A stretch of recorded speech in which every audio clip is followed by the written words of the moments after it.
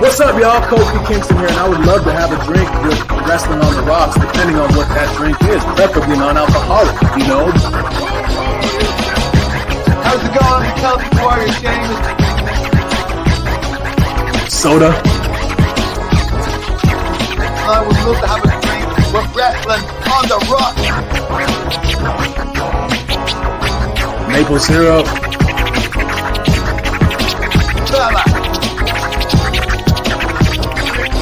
I would never have a drink with Wrestling on the Rocks. Welcome to another episode of Wrestling on the Rocks. Oh, God. I forgot my This iPad in the room. is episode 1. I don't know. Again. Coming to you live.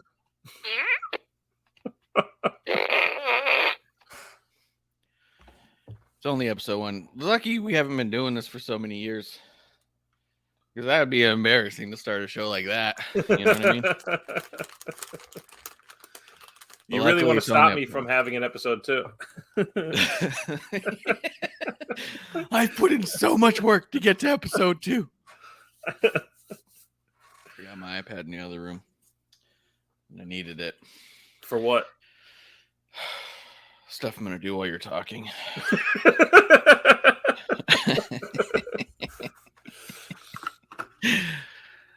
Guys, we are at WOTR the show. This is episode 1 of Wrestling on the Rocks. Again, with me today to break down what we see on TV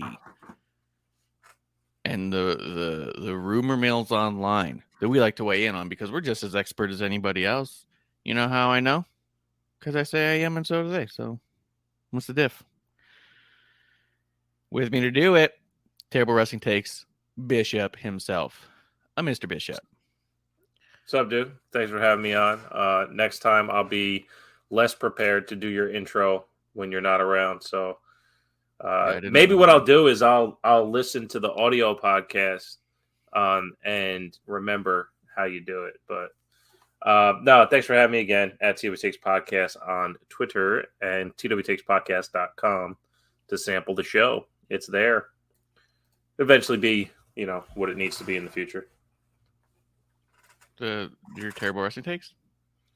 No, they're always existing here every other week on Twitter, all that stuff. But the show itself, It'll be somewhere where it needs to be when it needs to be. But it's still out there. It's on all platforms and all that shit. But, you know. It makes sense. What I like about it is it does feel like surprise drops when it happens. So you're just kind of like scrolling through your podcast feed being like, what am I going to check out today? Oh, is this one up? Is this one done theirs? And all of a sudden, boop, there's pissed off Bishop with a little rant to be had. And you're like, all right, let's hear this one. You know, it's a fun time to do all that. Hell yeah. I can't always be on here. I can, actually. We can make that work. But no, it's, you know, it is what it is. And, you know, when I first started, I was trying to get Twitter followers. I was pushing the episodes, all this shit. And I could not build a fucking audience no matter how many people I tag and all this shit. And I found out the less I promoted it, the more people listen. I was like, fucking A, I'll just do it, throw it out there, and see what happens. It's really weird. Yeah, and that's been kind of my it's been what I've noticing the most. As much as everyone talks about all their numbers and how much they're doing stuff, what I think is interesting is one of the things I've heard from multiple like sales reps for podcasts is they're always using Cornette as their template because they're like, well, like what is Cornette doing? Because he's got really good numbers. And he gets really good sponsorships and all that stuff. Realistically, not to talk bad about anyone over there, but they do kind of the least amount as anyone else. They don't do a lot. They do almost no promotion. They don't have even a show podcast like Twitter. It's just the host and the co-host, just literally Jim Cornette and Brian Last. And Brian will just tweet out a raw link to YouTube to the clips that are there. And the clips are just stripped audio with a commissioned piece of art over top of it that's just bland. It's just bland. And there's nothing wrong with that. I'm not trying to talk shit on it. It's working. It's great for them. But it's not something you can do with everybody else's stuff. And I also find that the more complex stuff looks versus the least complex, it doesn't seem to make a bump. Like, I've worked with a few different podcasts that have been like, we need more clips, we need to drive traffic. And I was like, I've never seen from any podcast I've worked on an increase in traffic based off of clips ever. And there was a while when I worked for Wrestling Inc. where all I did was make clips. There was no increase in traffic to their specific podcast. You know what I mean? Like, it made the views go up on YouTube. Yeah, but Twitter didn't make it happen. You know what I mean? It was weird. Yeah, no, it to me, it's not that weird. I think, to be honest, like, it's the right format for the right personality. If you have someone who speaks well in clips, then it works. That's the whole AEW thing of it, right? Like, you can cut up their whole show into YouTube clips, and you probably get a fantastic viewing experience through YouTube clips. But you put it on as a full show, it's not the right presentation for it. So the right presentation for the right entertainment, if you want to call that. I mean, I think we're entertaining, but there's way more people that don't listen to us than do. But the right presentation for the right entertainment is what would help. So just because someone else does clips doesn't mean you should. Just because, and your show in particular, I bug you all the time for the audio podcast because I don't YouTube stuff. I don't watch YouTube. I don't listen to YouTube. I do the audio because that's how my job is. My job is earbuds. I can do stuff with my hands and my eyes. So I listen. And the audio for you isn't a big driver. So, Yeah, it's not. Yeah, no matter how good our numbers are on all of our other platforms, even that doesn't increase the audio listens. Right. Every now and again on audio, we might get a small jump, but you're talking like minuscule. And then you look at our YouTube stuff or you look at our Twitch stuff and you go, oh shit, a bunch of people are checking those out. You know what I mean? So I don't feel as driven to make sure that the audio goes up. That's why that's why there was a fucking data dump last week because you were bitching doing the old. I ran through all the other episodes of shit that I listened to, and I needed a backlog of stuff to do because my job's really boring. If I don't have something going in my ears, I have to be. I'm tangible. I'm looking at stuff, but it's so monotonous that the only thing that changes is what I listen to, and I had nothing to listen to. So I need fucking more shows, man. And you're the only one that didn't post in fucking months. Yeah. So I loaded you up with like 12 hours of stuff. So I hope that helped. Yeah, I only got through the first one. Yeah. As soon as I asked for it, I got busy. I was like, son of a bitch. It's funny. I'll listen to them all. I enjoy it. Because there's episodes you're shouted out a lot by the other people who come through, which I think is interesting. You know what I mean? Like, yeah. On Thursday, Amanda will bring you up on when you're not here. Digi's talking about you. Like, I'm just like, guys, he's dead to us. He's not here. Like, move on. You know? That's why when you bring up Kevlar, I'm like, who's that? I don't understand what you mean. Yeah, for sure. Get down. But yeah, dude, let's talk about some stuff. You brought up a point on the way in, about about we tend Bray to do Wyatt. ramble real quick. What's in your glass? Oh shit! Yeah, I got a we coffee go. going and I got a tea with vodka. Nice. Yeah, Nice. Just a little orange little mana. So. Yeah. It's not even that much vodka. I'm just finishing off the little flavored bottle we had so we can go grab some more this afternoon. Nice. But yeah, cheers to everyone coming through and all that. So you brought it up on the way in. What's going on with Bray? Should we talk about the Bray stuff? And I was like, what the fuck are you talking about? I've seen very little that made me believe in any of it, right? So I saw like a couple things being like, oh, he missed a Madison Square Garden thing. Clearly he's quit WWE and is having mental health issues. And I was like, that's a quick jump. It's not impossible, but there's no evidence to support that, right? Other than the geological uniformitarianism concept of what has been will always be, and you can learn from the past, it'll happen again, but that's then associating very specific personal issues he had in his life to quote a problem he has, right? Like right. When he stepped away, when his good friend passed, that's not the same as saying he just has a habit of doing this, right? So now we're trying to insert a habit, and I'm not willing to do that personally, right? He's also, gotten injuries in the past and had been pulled. He got the measles once and got pulled from the SummerSlam, and everyone was trying to figure out what was going on there. And we found out, a while later, it was like the measles. So it's also kind of like, we don't fucking know, and they're not telling us. So I started pulling up. I went to Wrestling Inc. because those are my guys. And I immediately start seeing some articles written by the one dude I do not trust at all. Knowing a bunch of the writers over there was one dude who stands out to me as the gutter press representation for Wrestling Inc. They need someone to write shitty headlines that mislead people. And this is the guy to do it because he also misunderstands everything contextually and has a very manipulative way of communicating to try and twist what someone's saying out of context, right? Like having had conversations with him, I remember thinking, God, I would not have a beer with this guy. You know what I mean? Yeah. But he's written a bunch about Bray, which already to me means we're already making it up, right? I have no idea what's true or not. But as I'm even reading the context of what he has, it's all, well, he hasn't been on TV since this date. He hasn't been on Twitter since this date. He did a video promo package on this date. Bobby Lashley's been doing this, and we only saw him interact with Uncle Howdy. He didn't show up to the advertised match. Therefore, he's probably dealing with a physical ailment or illness. Also, that when let's see, reports have suggested he's still expected to appear at Mania, which also to me tells me then we don't fucking know if it's physical or mental or any of that stuff, right? Like if you're saying that the company believes he's going to make it there, then there's a whole wide world of you don't fucking know and you're guessing. This is right. Purely to me as a reader and viewer of the show, brash speculation based on the fact that you haven't seen him on TV and you're trying to piece it together based off what we know to have been true in the past, not what we know to be true now. You know what I mean?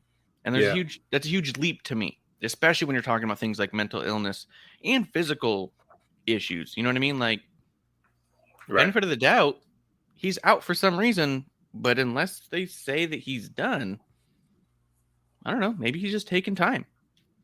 Well, that's the thing. There has to be a difference between old school journalistic integrity and whatever the fuck is going on now, because it's happening all across the landscape of sports media, regardless of entertainment value or not, whether it's real sports, apologies for real sports, but your major four sports in America or wrestling or what have you.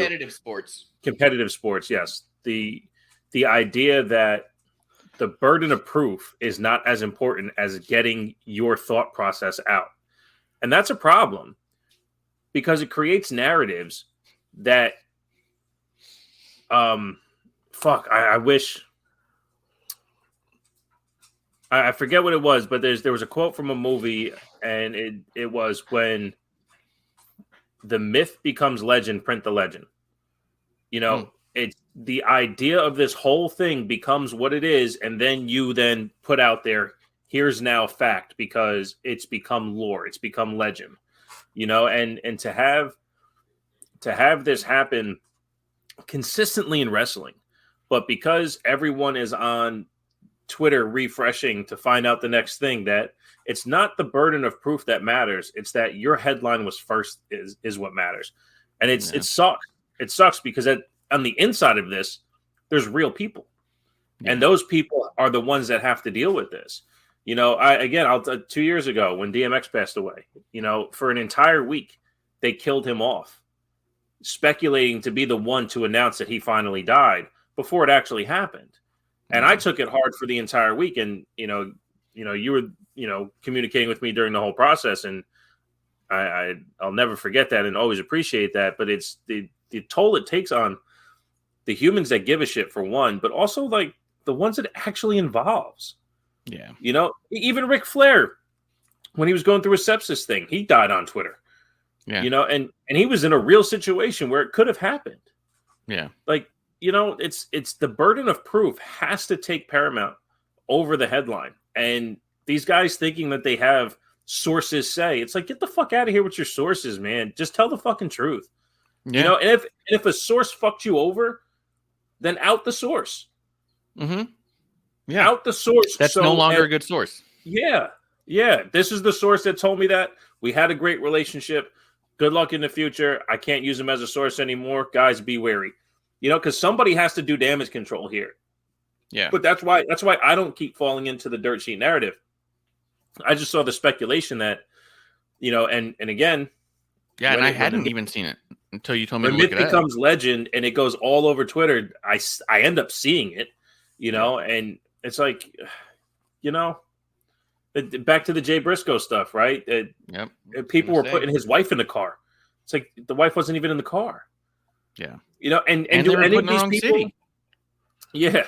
And do any of these people care to give an update on the daughters? You know, has that something that's been running around the whole time? No, you just wanted to be first about him passing away and trying to make sure that you were the first to tell the story. It's really fucked up, man. Yeah. It's really fucked up. The burden of proof has to be there.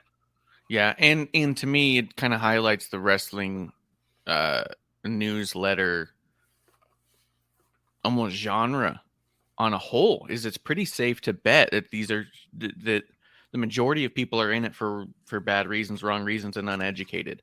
The vast majority of people involved in it at this point are not actual journalists who have got a journalism degree or who have any kind of background. They're just fans who like to write about wrestling and want to be someone who had that, right? As much as we are kind of over the era of Meltzer has a degree in journalism. That's how he started. And he started trying to be legit. He just got to a point where he was so wrapped up. And I think part of it, to be honest, I think part of it has to do with the being manipulated by the AEW talent and EVPs to help them with their wrestling thing. And there's an excitement there that's completely understandable, having been an outsider observing and reporting, to being someone that they're relying on for stuff. That had to be a huge ego boost, and it had to be hard to turn around and turn down. And I think that made him sloppy, if I'm being honest. But at the same time, I don't know. Who the fuck am I? I'm just an idiot on YouTube. But it's why I didn't even know about this stuff going on, because they've lost so much credibility knowing flat out that they're majority just shitty fans who want to get the dirt and be the first ones to say it, that there's no journalism integrity to it at all.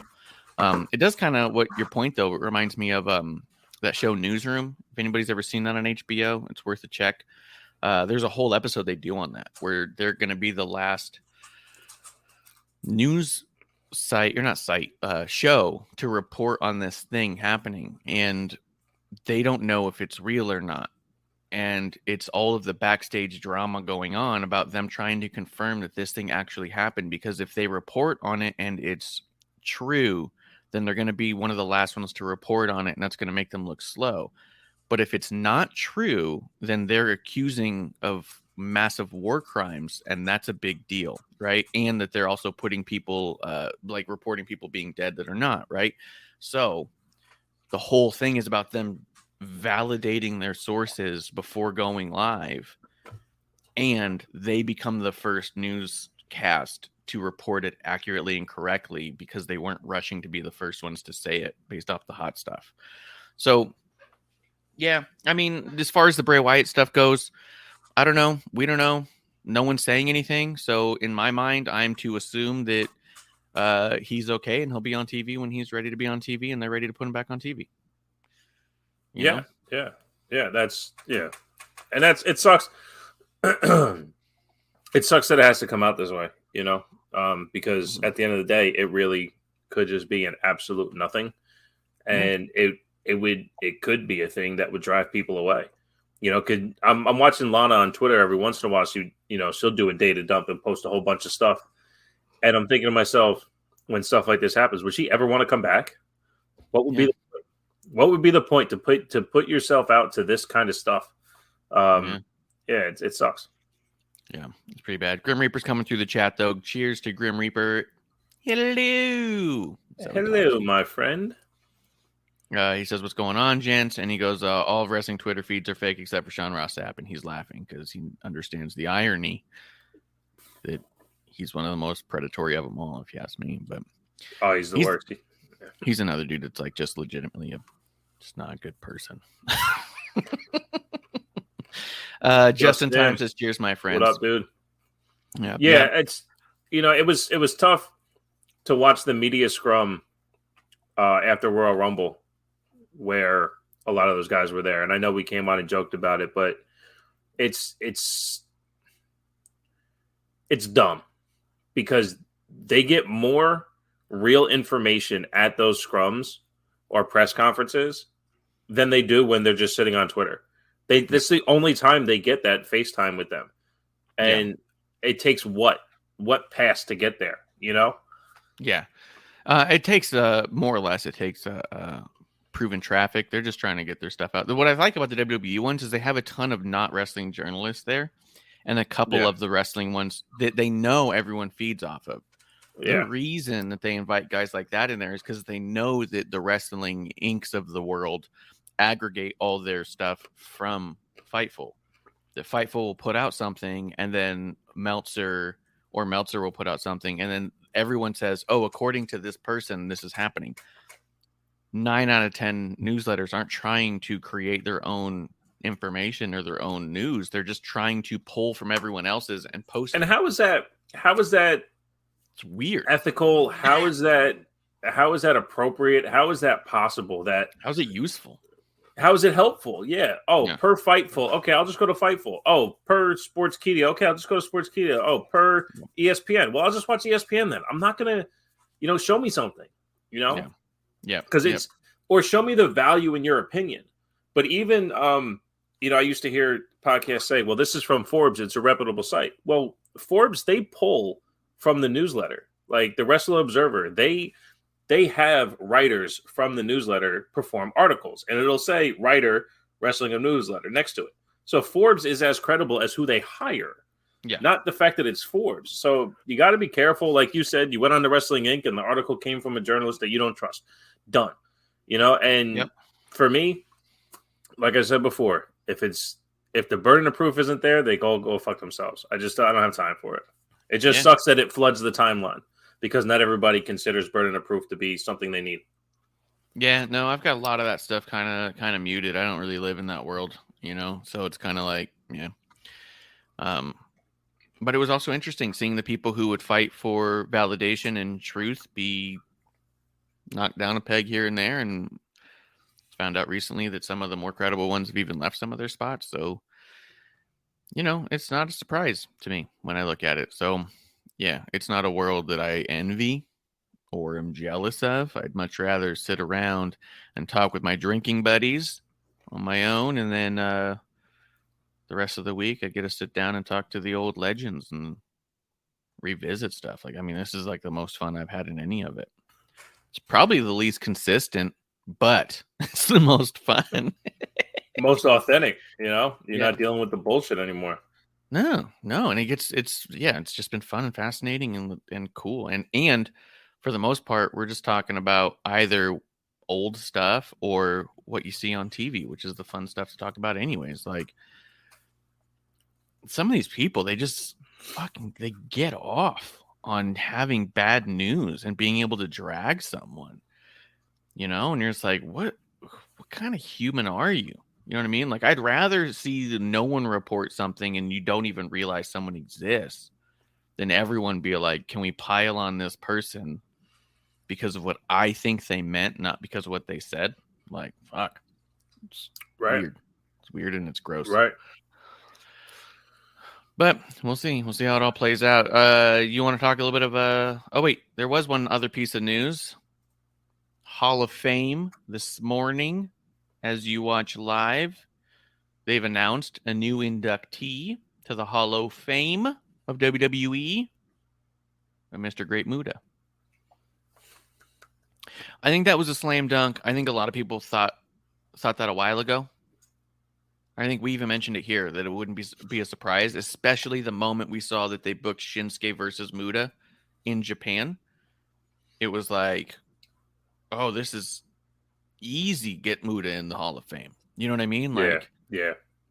If you're Triple H and stuff, and you're saying, hey, I'm willing to send you one of my guys, why would you not be all like, but would you come into the Hall of Fame? Right. You know what I mean? You know what I mean? Because that's really win. Like, there's no loss there. Let's send you our guy. He's not even on TV right now. We're not doing anything storyline wise. I don't know. Do you think Shinsuke got hurt? 'Cause I don't think so. Let's do exactly what they just did with Bray Wyatt, right? Yeah, it's got to be a mental health issue, right? He hasn't been on TV. There's a good chance Shinsuke had that match and then quit the WWE and walked away. Oh, he just stayed in Japan because that's where he's from. He got homesick as soon as he got there. He didn't realize, how much he missed being back in Japan, and really wants to wait out his contract length until he can get on TV, so he can be at New Japan Pro World of whatever wrestling in the Tokyo Dome next year. Yeah, that's what I heard. It's easy to assume. Like, I mean, why would that? I mean, it's got to be the facts. Right. Why would it be anything else? Right. Although, in defense, Shinsuke should be on TV. Yeah. He's too good to not be on TV. But I mean, why wouldn't he be a part of this intercontinental beef that's happening? Because it's better than what we kind of getting now. Especially because they've had a big. Interestingly enough, this Intercontinental title has had a very international feel to it. Even their tournament was meant to be country versus country. It was the World Cup tournament to the IC title. Yeah. And then right now we're trying to find which European can fight Gunther at Mania. Yeah. I don't know why you wouldn't have a Shinsuke, but I mean, obviously, like, there's a lot of factors that go into why you would or wouldn't. You just like your faves and you want to see them on TV a bunch, No, yeah, to definitely, not be a dick about it. I do hope something's cool with Shinsuke, and it's not an injury or anything like that, because he's awesome, and I mean, he's up there too, age wise. I mean, how many more years do we have left of a Shinsuke? So. Yeah. Also, with Boogs coming back and doing the stuff he's doing with Elias and having there be no Shinsuke involvement, when the last time we saw him, Shinsuke and Boogs were competing for the tag team championships. You know what I mean? Right. But they do that a lot. Someone will leave when they're a tag team, and then they just come back like the tag team never happened. And you're like, you don't want to revisit it at all. That's also true. So, yeah, I don't know. But yeah, congrats on Muta. We'll see how that goes. Let's do this as a news thing too, because I mean, it happened on Raw, but it's not relevant to the Raw show. They announced that Ric Flair is going to be on Raw next week to announce another inductee to the Hall of Fame, and then about 2 segments later, they slid in there that next week they're going to be in St. Louis. If I'm a journalist, I report that Randy Orton is irreparably injured and he's going into the Hall of Fame. Right.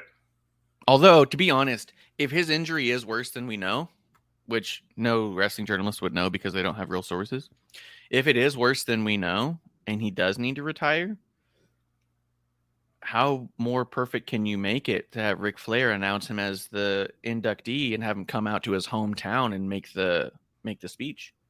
You know what I mean? I got to wrap it up speech, you know? Yeah, I don't know. Or what if he's not injured? He just realized at his time away that he wants to be done. Fuck, it's been like almost a year, right? Mm-hmm. Yeah, I don't know. I don't know what to say. I mean, I would hate to speculate that he's that injured. Of course, that's the route to go, right? But Flair just did the one on the bump, so he's going to do another one. Wait, he announced it on the bump? He was the one that did he did the Hall of Fame thing on the bump this morning. Really? I thought they said he was going to do that on Raw. No, that's why I think maybe you got your signals crossed a bit. I mean, I wouldn't be surprised if he did both, but he announced Muda this morning on the bump. Oh, all right, good. Well, there's that. Then I hope that in St. Louis, Randy Orton comes out and RKO's a motherfucker, and we get him against Bobby Lashley at Mania. There you go. There you go. You know, I don't know. We'll see. We will see, but I do think that I'm liking the Hall of Fame so far. Rey Mysterio, Muda, probably good class. Randy Orton. Well, he never wrestled in WCW, so we'll see how it goes. Orton? Yeah. That's true. Do you think it's going to be an all WCW class? Why not? That'd be awesome. Do something like that. I would do it. Put in El Dandy, too. Hell yeah. Don't disrespect Al Dandy. Yeah. I can't do it, Bret Hart. Maybe Justin can. That guy pulls a fucking impression out of nowhere. Oh, yeah. Just in Time is our shucky, quack, quack moment every week. So incredible. Well, let's talk some SmackDown. There was some pretty interesting stuff. They had the Fatal 5-Way Intercontinental Championship match. Is that how they open the show? I think it is. It is today. I was not thrilled with this match, the finish of it. I thought it was pretty awful. But a couple things I want to point out. LA Knight is fucking incredible. I remember last week we'd gotten so bogged down, or the week before, really. We gotten so bogged down with so much stuff. We were running late. I didn't get to go back and circle back on LA Knight, I don't think. But I wanted to talk about how he came out when Drew and Sheamus were talking. And Drew and Sheamus just doing everything they can to shit on LA Knight's appearance there. It was bizarre. I also felt like Drew did everything he could in this match to shit on everyone else in the match. Like, he's not the build your opponent so you look better type. He's the tear down everyone around you so you can. It's like the Charlotte Flair way. Make sure everyone else looks bad so you look good. Not make sure everyone else looks good so you look better. LA Knight has got the crowd behind him, man. When he's doing his thing and he does the finger, they're starting to do it. The LA Knight, the Yaz. It's fucking badass, dude. My son does it now. Yeah? Yeah, he does it now. He'll just say LA Knight. Yeah. Yeah. So it's definitely proliferated the wrestling community. So I think it's cool that he's getting that. It's so funny how much you hate The Rock. And the fact that's like he's this mashup of The Rock and Stone Cold so much. Yeah. He's definitely made it his own, but he's done it in a way where it's not completely forced. No. But I mean, he's got every catchphrase that he has in his pocket. He uses every single time. But you know who he is now, and he did it. You know, he's hooked the crowd, and they know who he is. Now he's just got to fucking wrestle more and get his opportunity to be on top. Yeah. You know, whatever that means, like just the A side of matches, you know, instead of like, you know, what happened with Bray, he doesn't have to win every time, but he definitely has to come out looking a little bit better every single time he goes out there and maybe be the cause of the feud, you know? Yeah. Because if not, I think he'll get stuck in Ziggler land. Yeah. But I don't know. I mean, I even thought it was great that LA Knight even like put out on social media on like Instagram and Twitter the video of him doing that promo coming out to the ring while Drew and Sheamus are shitting on him, and the crowd is eating up LA Knight. The crowd is ignoring what Drew and Sheamus are doing to focus on LA Knight. Like, you guys are trying so hard to shit on me, and the whole crowd doesn't even care that you're there anymore. You know what I mean? And so I love that he tweeted out the video of it and just put pure Kavorka. But it's true. When he comes out and the crowd takes all of their attention away from what's meant to be their focal point feud here. Like, this whole feud leading to Gunther is meant to be Drew versus Sheamus feud. It's supposed to draw in everybody because it's Drew, their top guy. And as soon as LA Knight comes out, everyone's like, oh, forget that. Look at this.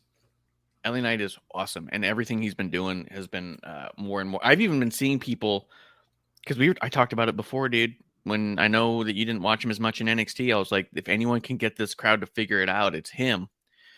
I'm already starting to see memes float around and stuff of like, I don't give a shit if Cody wins or Roman wins. I'm just ready for LA Knight to hold all the titles. Like, I was seeing some stuff like that, and I was like, that's pretty cool. Not that that's the overall view of all people, but he is winning people over enough to where they're behind him, and they want to see him with gold already, and he hasn't been winning matches. You know what I mean? Right.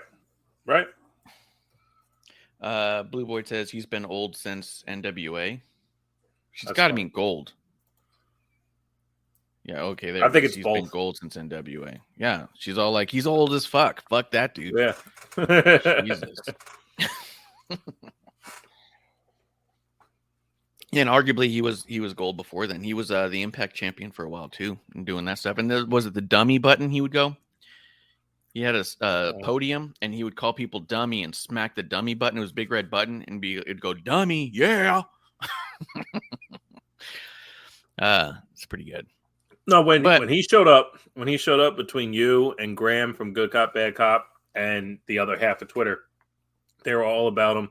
This Eli Drake guy, he's got something to him, and I'm not completely sold because I hate his finishing move, but he's there. He's everything you want in a wrestler. So it's just about seeing him as consistent as possible to really be able to dig your heels in on like fanship for me. That is, but he's there. Yeah.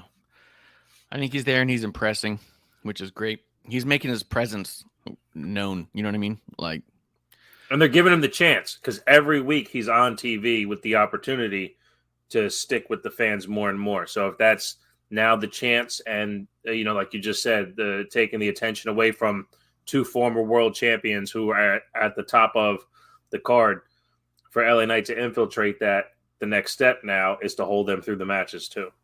Yep. But this match, the Fatal 5-Way, Sheamus, Cross, Woods, LA Knight, Drew and Sheamus. 1, 2, 3, 4. Oh, 5. Drew. I said Sheamus twice. I was like, how did I have too many names? I was so confused why there was a ref on the outside. Yeah. Because we've never seen that in any Fatal 5 or 6-Way or no DQ or anything like that. Obviously, it was because they wanted the finish to be such that you're going to have two refs count at the same time, so it's the same finish, right? What I did think they did right was, even though it was weird and kind of dumb and forced, they had moments in the match where the second ref was needed. They had Jessica Carr trying to find out if somebody was going to submit because they were in a submission hold while a pin happened on the other side of the ring, and he ran over there, slid in to do the 2 count and slide back out. And I was like, okay, they've made sense of the chaos and why they need 2 refs. Smart. And it being 5 people in the match, you can't have more than 2 predicaments at one time. Right. So it's also like they're not overdoing it by having a bunch of refs out there. They're having one backup ref in case one is tied up in a situation like that. You know what I mean? Yeah. I mean, look, case in point, actually, they might need 3 because if they had 2 in the Seth Cena Brock triple threat match, Brock would have been counted out of that match. He would for the it would have been a 10 count. He would have been down underneath that announce table. So maybe they do need a third one because if there's 2 pins happening at one time, the other guy can be counting that this guy needs, and he would then be eliminated from the match. That ref can go too. Because if the fifth guy's down for a 10 count, it's not a DQ if it's a 10 count. That's not the inability to get up. That's a knockout. No, I guess theoretically. Yeah. But it's wrestling. They can make up their own rules. I'll have to ask Corderis about that. My only because I guess if all 5 guys are down at once, you'd have to start counting, right? Right, but I mean at a certain point, so then because it's a 10 count on the outside to get back into the ring, and that's a disqualification. Unless it's a last man standing match, then a 10 count is a knockout, right? Like it's the inability to stand up. You're not disqualified, you're out. If you're knocked out on the outside in a multi-person match where there's no countouts, it's just you being on the outside. But if it's a 10 count inside the ring, it's the inability to get up to perform. Yes. Because the falls can only happen in the ring. Right. I'll take it. Makes sense. Makes sense. It's not a last man standing match, which then is kind of like a falls count anywhere because it's the one fall standing. Right. So just to double back though to the finish, my only thought seeing it was very well timed and that they executed a double pin better than AEW executes a solo pin. Yes. Yeah, that was my immediate thought. I was like, man, that was awesome. That the timing was amazing, and they got 2 right at once without some places knowing how to count once. Yeah, it was cool. I wasn't a big fan because I felt like it was a little telegraphed.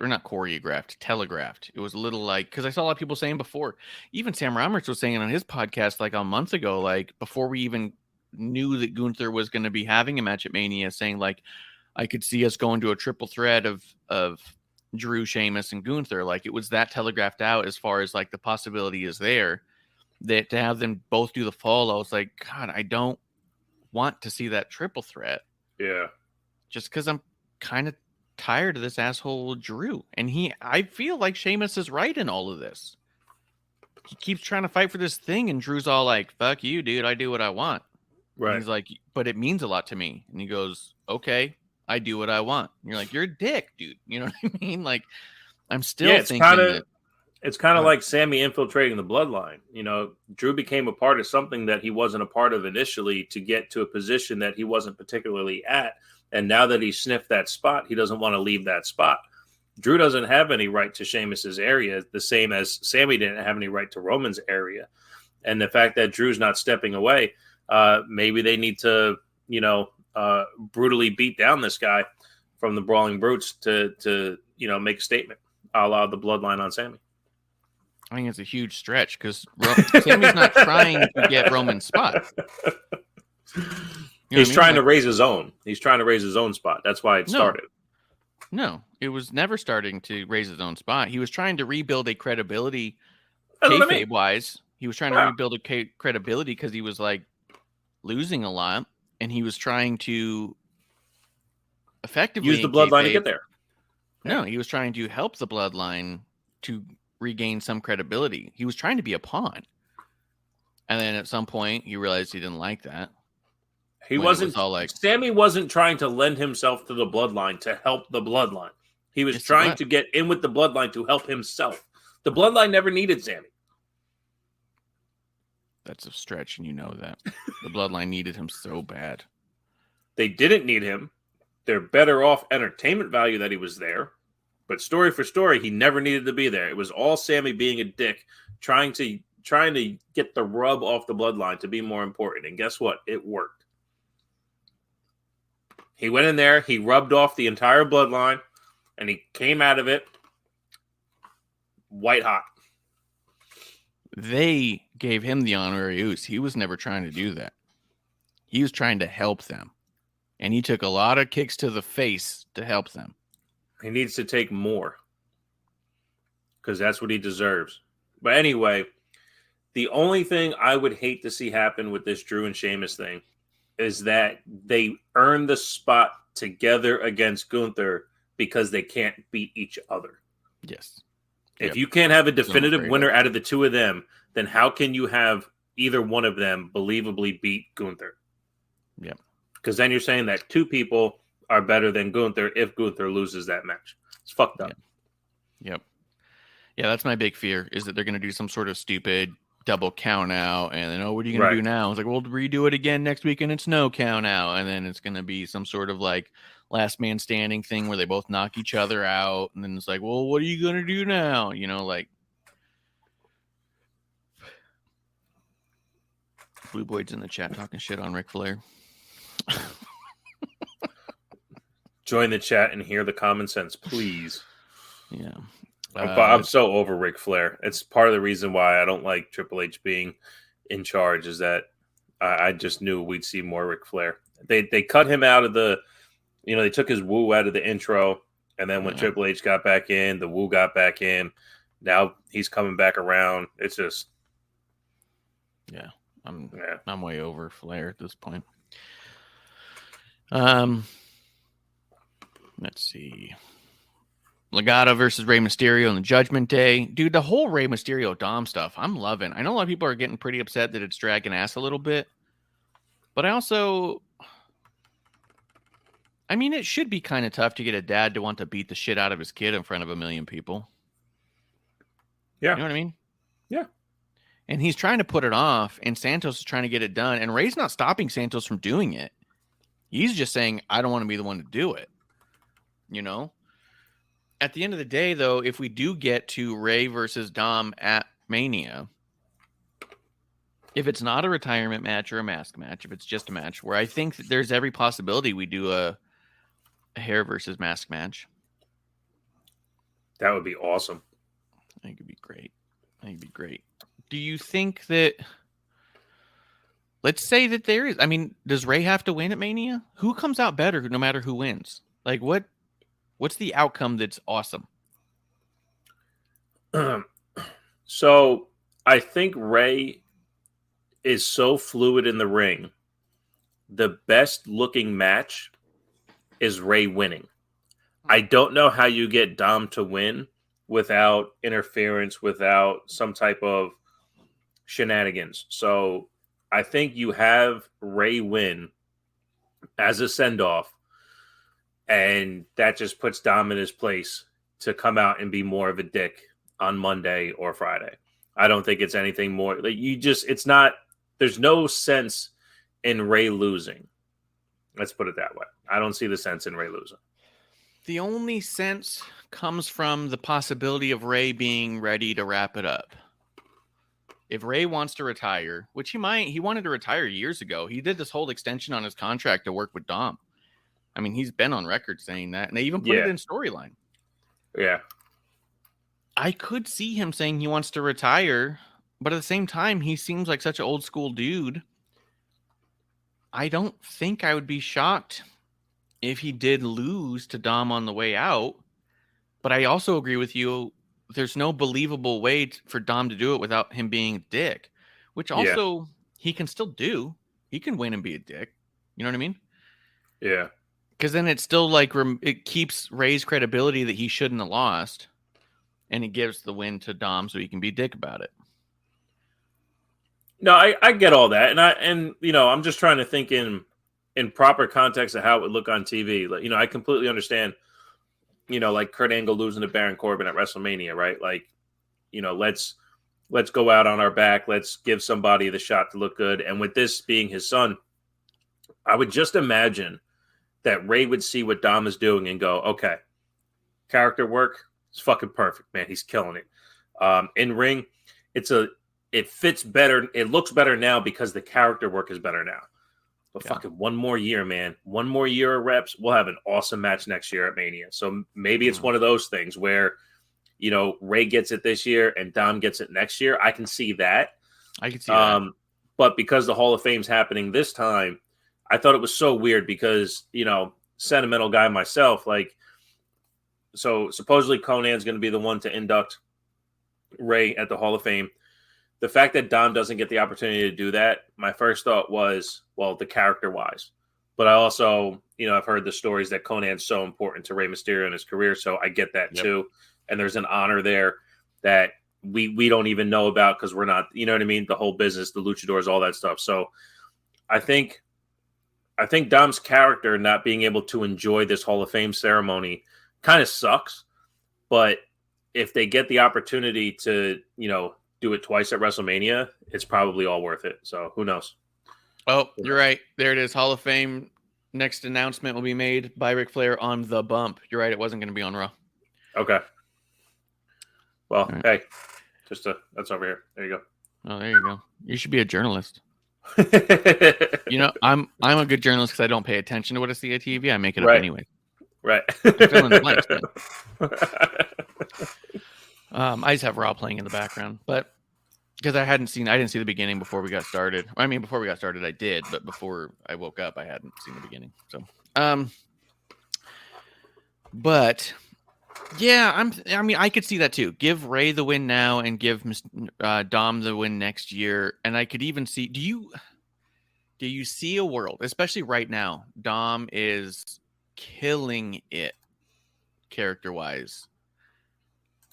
Do you think he will honestly be hated for another year? Or do you think that he's going to be so hated he becomes beloved within a year? Yeah, that's a tough one. I don't see him being beloved because he's not doing anything. He's not doing anything cool. Yeah. And the guys around him, like even Finn, every once in a while, he'll do something cool. And it's like, yeah, we just fucking love Finn. But then he turns into a dick again. Rhea is such a badass, but she's starting to do stuff that's cool. So even us Charlotte detractors are seeing her come to a point where we're going to cheer when she wins that title, Oh, for sure. So I just don't see Dom getting to that point, but I can see how adjacently he's at that point. But if, let's say, the rest of the Judgment Day starts to babyface it, I don't see Dom getting that rub either, though. He might end up going backwards in his development. So to your point, it's going to be tough to be hated for another year. But I just don't know, man. I just don't know. Yeah. Do you think, because I think part of my question is, do you think as we make it all up as we go along, hell yeah, do we get to a hair versus mask match that Dom ultimately wins? And does Dom don the mask as the next Mysterio? Because Ray is just part of the lineage. He's at least the second Rey Mysterio, if not the third. That's why back in WCW, he was Rey Mysterio Jr. He came in as Rey Mysterio Jr. He was in AAA, he was Rey Mysterio Jr. He was the second. And it was his uncle, right? Yeah. I believe it was uncle or his cousin. Yeah. So why would he not pass the mask down, and be the next Rey Mysterio? Now, I do think that Dom's done an awesome job of tributing his dad on all of his gear, and that hoodie's got the little phoenixes on the side. But do you think we get to a place where we as fans accept Dom in the Rey Mysterio mask? No. I kind of don't either. No. And I think it's also a shame. Yeah. Right? He's too iconic. And the bummer about that is you don't want to see the mask go away because of what it does mean to the Lucha history. Look at Blue Demon Jr. He's wearing the same exact mask as Blue Demon. I don't know who that is. Oh, it's some Luchas. His dad was Blue Demon, and then Blue Demon Jr. took over, and he's wearing the same mask. Or is an uncle or something. I don't know It might be. It might be too far. And I think business wise, I think the business is too far away to go back to, well, we don't know who's under that mask. Even Ray's run as the Filthy Animals, and those clips have come out this week about him having the mask off for 3 years in WCW. It's so funny when these kids on Twitter find stuff that we've all known forever. Yeah, yeah. So funny. But it's that whole stretch doesn't mean anything to the general us, right? He's still Ray with the mask on.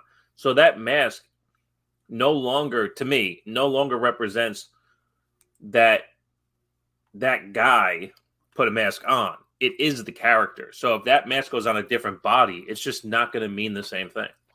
So, I mean, in essence, we're saying Rey Mysterio's become too Americanized and iconic in that way. You got to retire the jersey. Yeah. Yeah. If he had stayed in Mexico, it's a different story because it's a whole other world, Lucha. It really is. The way they do everything is different. And I think that the Mexican audience will be way more accepting of that than the American audience. Yes. Yeah. Yes. Just in Time does say, I could see Dom being the one to continue legacy without the mask. Yeah, 100%. Yeah. And obviously he's carrying the last name Mysterio, and he'll always keep the Phoenix stuff. Let's fantasy book this out. Dom's character work has him in a way that we as fans know he can do the business, right? Yeah. Let's say he turns babyface, learns how to wrestle, all that shit. We see Dom for 3 years, 4 years do his thing. Rey comes back out. There's something we never got a chance to do. Boom. Dom's going to have to show us something that as fans, we can trust him with the mask. And if over the next couple of years he wrestles to a level where we as fans can trust him with the mask, how excited does that make wrestling fans that we get to see the legacy now? I just think Dom right now is just so young in the business, and his wrestling just isn't there that we as fans can trust him with the mask. You know what I could see him doing too is a Santos style. Come out with the mask on and take it off. Right. Before he goes in there. So it's the carrying the legacy without taking on the persona. You know what I mean? Like earning the mask in a way, but also not restricting yourself to the mask. What if because he's a heel, he has a pole with head on it, like an Al Snow head, and he puts the mask on that, and he just waves it around, and then every time he just McIntyres it in the corner, and he puts it so when he comes out, it just sits in the corner with him. So good. Yeah. I don't know, but I'm having a lot of fun with it. I know a lot of people have been having a lot of problems with it because I think that Rey isn't saying or doing enough, but I think Dom's been carrying it really well. Yes. And I think that it gets me to a place where I didn't, even 2 weeks ago, really want to see a Dom versus Rey match. But at this point, I'm definitely here for a Dom versus Rey match. I think what we just did is kind of the only problem with a Rey versus Dom match is the way these matches would normally end is not how this one is going to end. The style of hair versus mask, or the carry on the legacy, or the full on retirement, like that build, that vibe, it's just not quite there. So because of that, without really understanding where we're headed to, the feeling of it just doesn't hit the same. But when you watch what's on TV, to your point, Dom's doing a fantastic job getting us there. Yeah. And it all started from Thanksgiving. Yep. Dude, I even love when Rey went to go talk and Dom puts his hand on the mic and pushes it back down because he's not done yet. Little shit like that, too. Fucking great. Now, I do agree with you as far as the Hall of Fame goes. It would be nice and sentimental for Dom to put Rey in, but not over Conan. That's a lot more sentimental, I think, to at least Rey's career. Yeah, I'm sorry. I meant like at least be a part of it. He like a positive part of what's going on. He can't, even if he was a part of a video package in a positive way, but he's not going to get that opportunity because that's not where his character is. His character is going to have to like kayfabe away the appreciation he has for his dad going into the Hall of Fame. And I think in the back they're going to hug and cry and be happy about it. Yeah. But I also do think that video package is going to show Rey winning the tag championship with his son. Yeah. And it's going to show their entrances with him riding on his back. Dude, that's so fucking funny. Yeah. Dude, I haven't seen too much from the 2K23 game, but I really hope there's an entrance where Rey's riding on Dom's back. But yeah, Conan, he brought Rey in and trained with Rey when Rey was like 16, and Conan was in his 20s, and so there was like, I think there was a few like, I think it was one of those things where like looking back, they're like, yeah, it was a little weird for an older guy to be training with a teenager at the time, But realistically, Ray was just good early and passionate early and was able to get in, and Conan helped break him in. I was listening, if you guys listen to Pro Wrestling Spotlight with John Arezzi that I produce and work on, we had the very first appearance of Conan on last week. That episode is up at youtube.com/Pro Wrestling Spotlight. In there's a couple clips where he mentions this young up-and-comer Rey Mysterio Jr., and he says he's the hottest rookie right now, and he was like one of their champions in AAA. Conan did a lot for Ray, and it was actually cool. When I was at Cauliflower Alley Club last year, they awarded Conan with an award that Ray was able to induct him with, and they told some of their story there too, which was, it's so deep rooted, and so much of Ray's career is hinged on the back of Conan being as big as he was and supportive as he was at that time, that like, yeah, the fact that it's Conan feels awesome. I think it's great. Let's see, as we keep it moving. Viking Raiders versus Braun and Ricochet. Dude, Braun and Ricochet are such a solid team now. Yeah. Did you see Justin's comment about Ray and Dom? Oh, wait, no, I didn't see it. Let's see here. Ray just needs to do something different. He needs to just hit Dom or kick him in the nuts, because it's just been the same ducking out stuff over and over. It's his son, so I could see him not wanting to kick him in the nuts the second time he talks some shit to him. I feel like that as... Hey, Bishop, has your son ever talked back to you? Yeah. You beat the shit out of him right away? No, there's a little conversation first. And then the fact that he's 8, that I don't quite beat the shit out of him. All right, I can see that. So you're saying that sometimes parents have to show a little restraint when their kid is misbehaving. I could see that. For sure. Well, also to Justin's point, do you remember who his favorite wrestler of all time is, by chance? Who, Ray? No, Justin.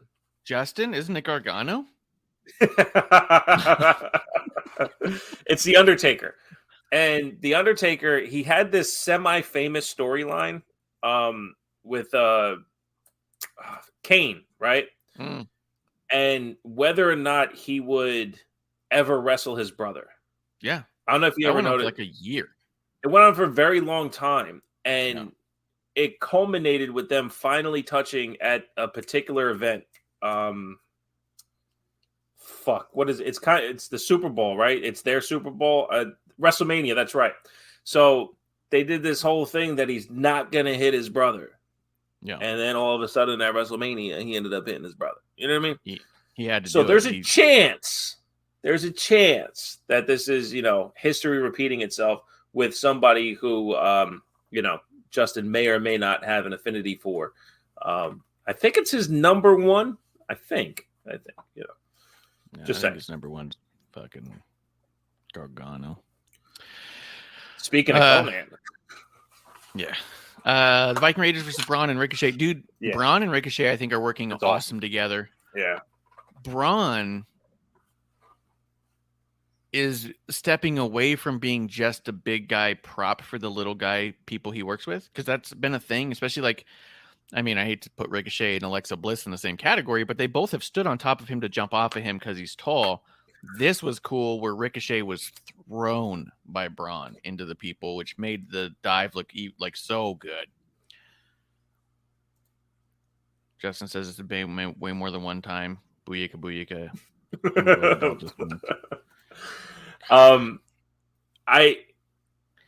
It's kind of like watching Braun wrestle is like listening to some podcasts. I do very fine by myself. Mm-hmm. I don't have a problem podcasting solo. There's a lot of people who can't. And when they podcast with a partner, they do so much better. Mm-hmm. And I think that's what's happening with Braun Strowman, is that when he is by himself, there's only so much you can take.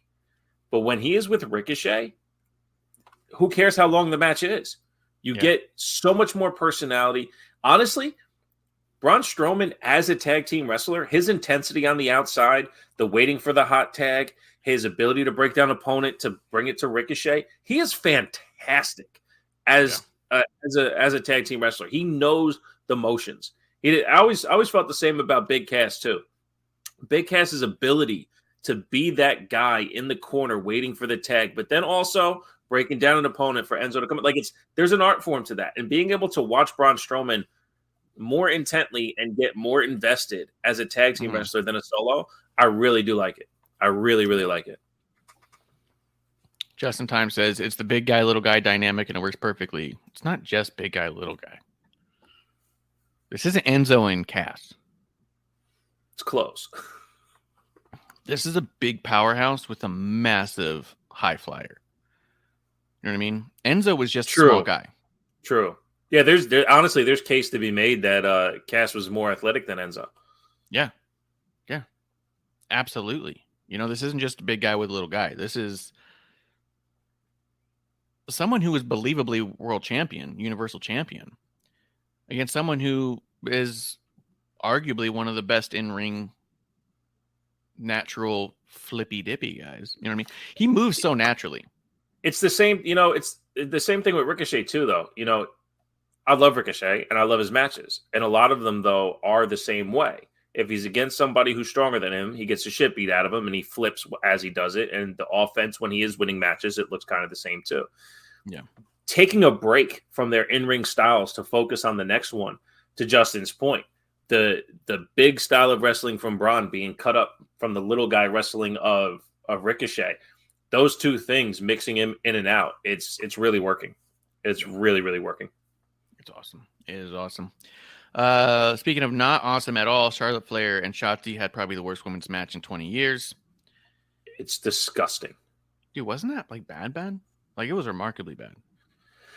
It's a shame that Charlotte has fans that will defend Charlotte every time and always blame the opponent. Yep. And they always blame the opponent. And it hurts my feelings. Like I read that and I get a visceral reaction to the fact that Charlotte, incredible. I can't do it. How many times can you hear, well, it's not Charlotte's fault? Exactly. How many times can you say that and not think that some of it can't be her fault? Like, I'm not saying this was all Charlotte fucking up, but she definitely didn't do her part to make it look any better. Yeah. You know what I mean? And she was just as bad as her timing as Shotzi. She looked like a rookie out there. It was bad. And it was bad. And everyone's still going, well, it's not Charlotte. And it's like, there's only so many times I can hear that. You know what we don't hear every single match? Well, it's not Becky. Because Becky goes out there and has killer matches. You know what we don't hear every week? Well, it's not Bayley. Because Bayley knows how to work with anybody and make it look good. Charlotte doesn't know how to work with anybody. Shotzi's already tough to work with. I'm not going to say that Shotzi was out there killing it and looking like fucking Ricky Steamboat. She struggles because I think that Shotzi tries to do too much too fast. And I think she doesn't get to. Here's the other thing that sucks about Shotzi that's not a Shotzi fault. She doesn't get to wrestle every single week with somebody on the live shows. We see all these pictures. Charlotte and Liv have been having a shitload of matches on the live shows. Why hasn't it been Shotzi and Charlotte on the live shows? Right. Let Shotzi get a bunch of losses in some live events against Charlotte. So when they go here and do the TV one, they've got some spots worked out. I don't know how contracts work with facilities and all that stuff. And I know that there's time that they have to spend to put up the ring and take the ring down. But the fact that house shows aren't like 6 hours long, so we can watch more people wrestle, or these people get this opportunity to wrestle more and more and more, it's a shame. It's a shame. Or to your point, if you're going to be on SmackDown against Charlotte Flair, then and not be on the live shows, get sent to Tampa, go to the WWE hotel, or WWE should get a fucking hotel. They got those condos down there that everyone seems to stay in. Yeah. They stay in a place where you can wrestle for the entire week because you're going to be with Charlotte. But I think there's more to it. It's not just Charlotte, but it's anyone. It's anyone. I think it's more to it than that. I think she needs to be wrestling Charlotte. If you know you're going to have a Charlotte TV match, wrestle with Charlotte for at least 2 or 3 matches beforehand to get some timing down. Razor versus Shawn Michaels in the ladder match was so good Because it was the 250th time they had a match. Yes. It just, none of them were on TV. You know? There's a chemistry you got to pick up with people, but yeah, it was bad. I don't want to go on about it too much. It was nothing. I just pulled up the spot. So I actually I had to rewind it a few times to show the missus, and then as I was talking to her, the kid goes, "Well, what's wrong?" It's the spot I just clicked on it as I was rewinding. Yeah. Charlotte takes Shotzi to the middle rope for the springboard into the Hurricane Rana. When she comes down for the head scissors, the Hurricane Rana with the head scissors, the camera is panned right on the bump. Mm-hmm. Shotzi comes through, and Charlotte literally does a front roll where she tucks her arm and shoulder to roll through. Then she sells her back instead of doing, as wrestling fans know in jargon, a flat back bump to sell this Hurricane Rana. She doesn't take a bump. She rolls through the motion of it. It is fucking pathetic. It is pathetic. Yeah. There was nothing. Like, there was so much timing off that was like, it was bad, man. I couldn't tell who was waiting on who half the time, but it looked like two rookies. I mean, it's like, NXT's got better women's matches if you want to see a good women's match. I just rewinded again. It's not even. It's a fucking somersault. She comes through the head scissors and she puts her hands down to touch, then tucks her head and rolls through on her back. She does a fucking somersault. Yeah. She rolls all the way through to her feet, so there is no impact to the mat. She doesn't hit with her elbows and smack the mat to show that she took pain from this. It's fucking pathetic. She gives nothing to her opponents. Nothing at all. Yeah. Cody Rhodes and Sami Zayn beat the shit out of the Usos because that's what they get for being dicks, for turning their backs on Sami. No, I do think that we still are. I think there's more to it. I do think that Jay is doing all this because don't forget how we started this. This started in Hell in a Cell 1,000 days ago with Jay looking at Roman and screaming, "I hate you." And then I quit to save his brother. No matter how much Jay hates Roman, he will not let his brother take the fall. I think Roman knows that, and that's why he said, if Jay doesn't come through, I don't blame Sammy. I don't blame Jay. I blame Jimmy. Because he knows how this started as well. He knows the only way to get Jay to fall in line is to take out Jimmy. Because Jay will not let him suffer. And I feel that moment where he squeezes Jimmy's shirt right before he goes to Sammy is the moment that he's basically saying, he's almost reminding himself, Jimmy cannot take this fall. There's that hug with Sammy. He whispers. Sammy gives us a look like, what? And he says, I trust you. Fucking kicks him. I do think that all of this is to protect Jimmy. And I think that when Jay can get Jimmy to be by his side for nothing, and he even said during that thing, this is family. He's my twin. He never said anything about Roman. Yep. He just kept saying, this is about me and Jimmy. This is me and Jimmy. I'm doing this for Jimmy, which I think is all true. He is doing this all for Jimmy. And if that means he's got to fight with Sammy for a bit before he can get Jimmy away from Roman, then I think that's what happens. I still think that I think at Mania, I think you see the Usos walk away from Roman. I don't know if they're going to full on turn and beat the shit out of him or anything, but I think that they're going to be there somehow and they're not going to help. That the turn's going to be a little more subtle, you know? I can see something like that. The only thing to poke through that is then why the attacks of Sammy and Cody on the Usos. What do you mean? Like you're giving validity to Sammy and Jay being on the same page for the sake of Jimmy. No, but Sammy's not on the same page as Jay. Yeah, but I don't think Sammy's retaliation. Yeah, I don't think Sammy's on the same page as Jay. Okay, I think Jay is doing this against Sammy because it's the only way to facilitate this.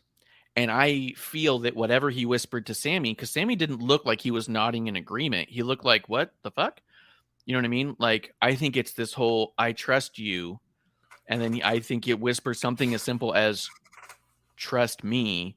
He's like, what? And then he gets fucking kicked in the face. Fuck you, dude. What do you mean trust you? You kicked me in the face. And I think that Jay theoretically is, we're going to have to fight for a while. You know what I mean? Like, it's not, hey, we're on the same page. It's, sorry. This is what we have to do. But we're both fighters and it's going to be fine in the end, right? Yeah. Yeah, I can see that. You know, it's the devil's in the details, right? Like, yeah. Jimmy has this air about him that the bloodline's still strong because I got Jay back. But to your point, Jay's not talking about the bloodline. He's talking about the Usos. The We the Ones pointing to the sky wasn't a bloodline thing. Roman goes, okay, we can use that all. It's an Usos thing. Mm-hmm. And they wear We the Ones Usos shirts. Jimmy's got the bloodline hat on, but what is Jay doing to represent the bloodline? He's standing next to Jimmy.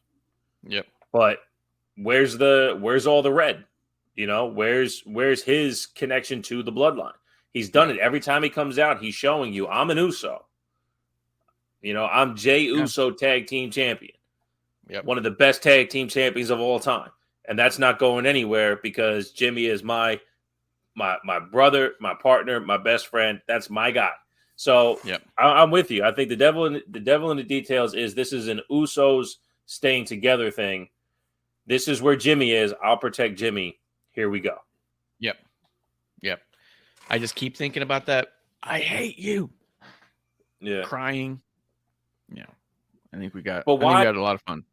So let me ask you this: let's dip in and out of kayfabe. Is KO not wanting to be there this important for Cody to be there? Like, what the fuck does Cody have to do with this? Like, at a kayfabe, in kayfabe, however you want to put it. I personally feel like they're trying to rub Sammy off on Cody to get more of a build. I just don't see it. I don't see why Cody has to step into Sammy's business with the bloodline when the bloodline didn't step into Cody because they were fractured when Roman and Cody met face to face. And even when Cody said some shit, you know, Roman dismissed them. So why is Cody stepping to the Usos on Sammy's behalf? I think for two reasons. I think the non-kayfabe is they definitely don't want people chanting for Sammy during a Cody match against Roman. So you have to show that Cody and Sammy are on the same page.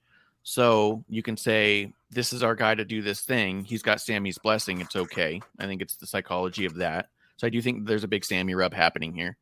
But I also think that in kayfabe, Roman has forever told the Usos to take care of his problems. And Solo, take care of the problems. And then once it's, if you couldn't take care of it, then now I got to step in and take care of it. Cody's trying to just nip that in the bud. He's not trying to have himself just get jumped by the bloodline week after week after week and be weak by the time he gets there. He's trying to get ahead of it, you know? And he trusts Sammy to do it. You know what I mean? And his whole thing with KO. I liked that backstage thing last week. They didn't really like delve too much more into it this week, but I liked it last week. Yeah.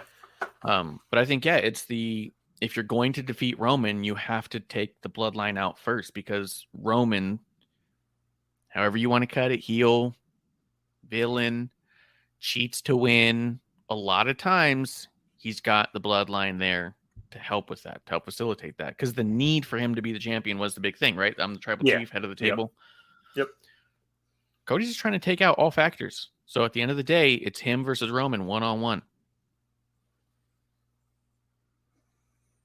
Yeah, it just I'll tell you, I'll say this. For what you just said, they are making sense of what's on TV if that's delivered as well. That I'm here to make sure that you guys aren't a factor.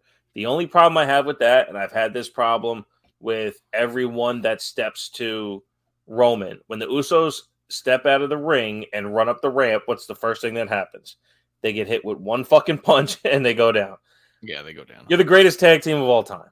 You don't need to only be that when the bell rings during a tag match. You should kind of be that when you're running out of the ring towards the guy that's coming down the ramp.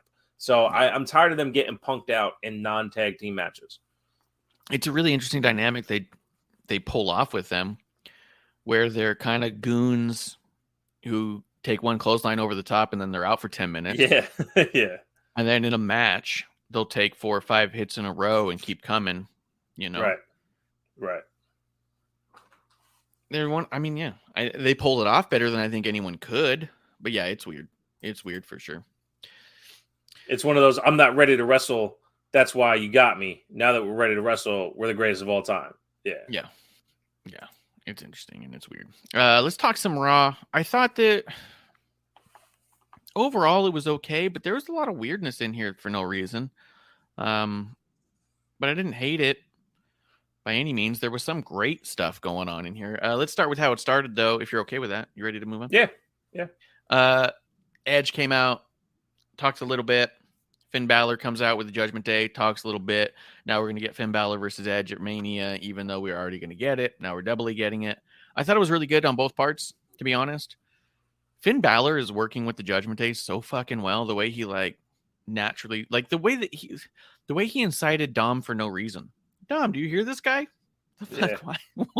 Why? Just because he knows that people will be annoyed if he was buddies with Dom, Yeah. I didn't like or appreciate or give too many shits that Gargano and Dexter had to come out, but they did to even the odds. Furthermore, Gargano takes a drop kick to the outside and is gone for the next 8 minutes. Not only was it a drop kick to the outside, much as you described Charlotte taking a roll, so did Johnny. Johnny didn't take a bump. He rolled through it and then laid down. Rolled through it so much that he was ready to stand up and had to roll back down to fall over. It looked like dog shit. And then, to protect Johnny, Dexter Lumis takes the pin here. Because of everyone in this match, Dexter Lumis is the weakest. The fuck. But Judgment Day wins, and so that's fine. But I don't know why we're protecting Johnny Gargano at all costs. I just don't. Yeah, that was the fear a couple weeks ago. I forgot who it was. He wrestled someone strong, and I was like, oh my God, is Johnny going to win here? And he actually took the loss. I don't remember who that match was. It's all been kind of... I don't know. But yeah, it's all kind of blurring together with him. I mean, I sent you that article that had Conan quoted as, just listen to the fucking crowd, man. And we've been saying it since episode 1 for weeks, man. Like, he's not. I made fun of him. He comes out, he does this. Who are you looking for? Well, now if you noticed, he does it a lot less. He does a lot less now. He's not doing this as often. And it's bad. It's bad is what it is. It's just not working. And look, he went down to NXT and he got the reaction that he should get on the main roster based off of his NXT cachet. But that's your perfect example that NXT cachet does not translate to the main roster. It's the Piper Niven effect. You have to present them on TV so it gets grabbed to us. To your point, it's happening more and more with Cody since the Rumble than it ever did beforehand, that Cody is presented to us in a way that this is who you're cheering for, this is why you're cheering. And it's not happening with Gargano. I would absolutely love it if he goes back to NXT and stays there. He gets a reaction. His work looks better there. He fits in better there. He sounds better there. It's not working on the main roster. It's just not. It's not working at all. And he was doing a bunch of goofy shit in the match, too. Like when Damian Priest tags in and then he tries to have this moment where he's staring at Damian Priest and looking into the crowd. And then he looks over at Dexter and you're like, you're feeding off of nothing. And you're trying to pander and getting no response. Like, just drop it, dude. Like, then he goes to tag Dexter and has to do this whole fucking... You're like, no one's No one cares, Who's that for? dude. Yeah, Who's who that are for? you doing that for? Yeah. I absolutely think that he should go back to NXT and just be a once in a while thing. Like, I don't even think he should have a full run in NXT, to be honest. I think he should go there and help with their training and help people do stuff in the ring and do special spots from time to time, like HBK's got him doing now. And it's the least excited I've ever been for a Waller match. But here we go.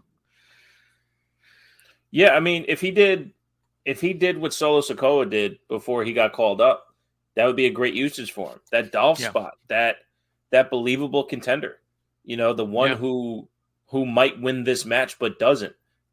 That'd be great. Yeah.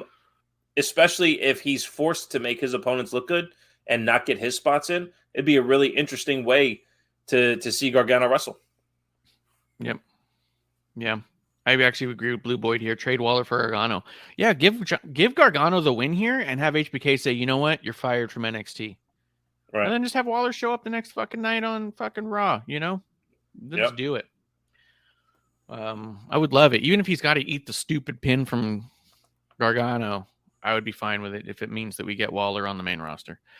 To catch up a little bit on some of the chat, Justin did say earlier about Cody sees the Usos are the barricades needs to get by to get to Roman, and Sami and Kevin are his allies because they all have the same focus and the bloodline. Yep. And he's hoping that Judgment Day Demon Balor at WrestleMania. That'd be cool. I get the feeling that it might be coming. I know Finn Balor has said in the past that it's kind of the HBK of it all. Like there's a growth here where we may not see the demon, because of where Balor is at. But I think this particular feud is trending there. That we may not see it in Mania at Hell in a Cell, even though Hell in a Cell is a blow off. There might be potential for another pay-per-view down the line where Balor is so sick of Edge that he needs to put Edge out. And that would come through the demon. And I would think that'd be fucking incredible. That'd be dope. But Justin Time does say Gargano is literally DOA on the main roster. The main roster crowd just isn't invested in him like the NXT crowd is. Yep. And I even said, you got to give them the reason to, though. You have to give them the reason. And Gargano has the inability. They think they did with Elimination Chamber. I hear what you're saying. I feel like the Elimination Chamber was all built around this is going to make the crowd love Gargano. And Montez. And to me, the big takeaway I took was, goddamn, Damian Priest and Bronson are so good. You know what I mean? Like, you can sit there and say, look at these fireworks over here. Look at this. Pay no mind to the man behind the curtain. You know what I mean? But at the end of the day, you go, wait, that's a rainbow over there. You know what I mean? Like, that's fucking dope. You're like,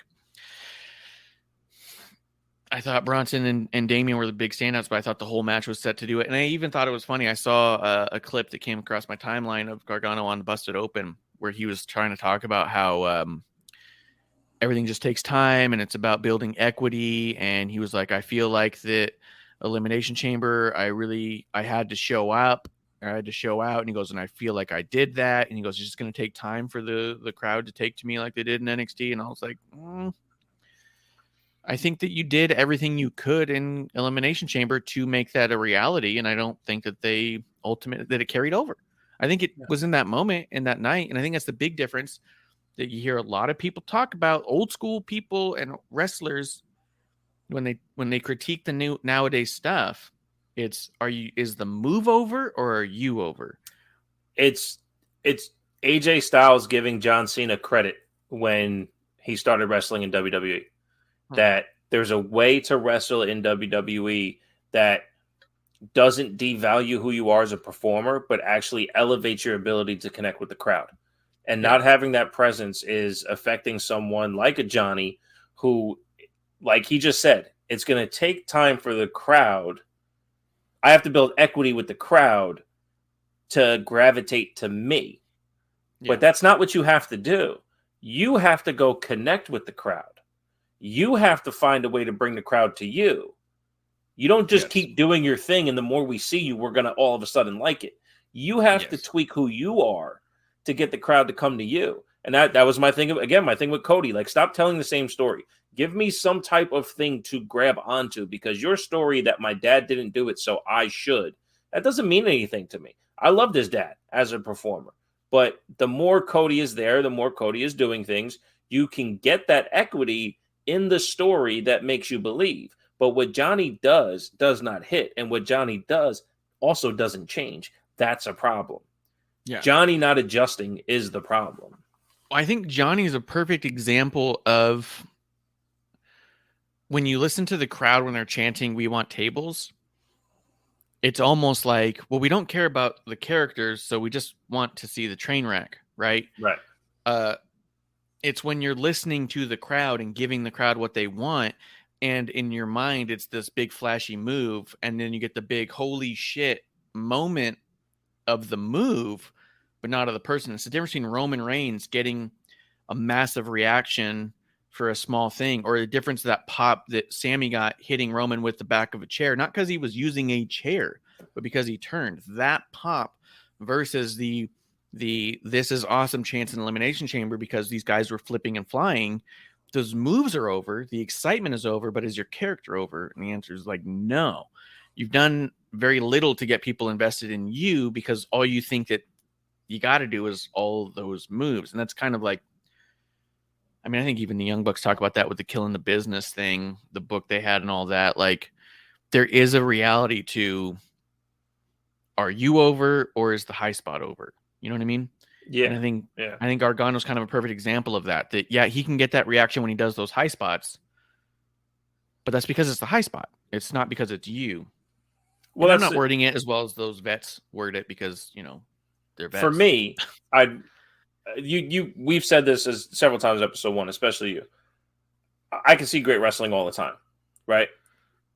But how many pay-per-views do you leave the main event with the inability to hear sound of 20,000 people?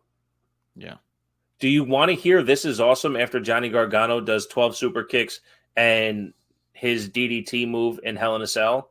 Or do you want to not hear anything because you just witnessed one of the greatest matches of all time? Yeah. You know, the ending to Elimination Chamber, I will never forget. But the ending of anything Johnny did in Elimination Chamber, the chamber itself, I don't even fucking remember anymore. Yeah, I don't remember his moves that he did there, but I think about the Sammy stuff all the time.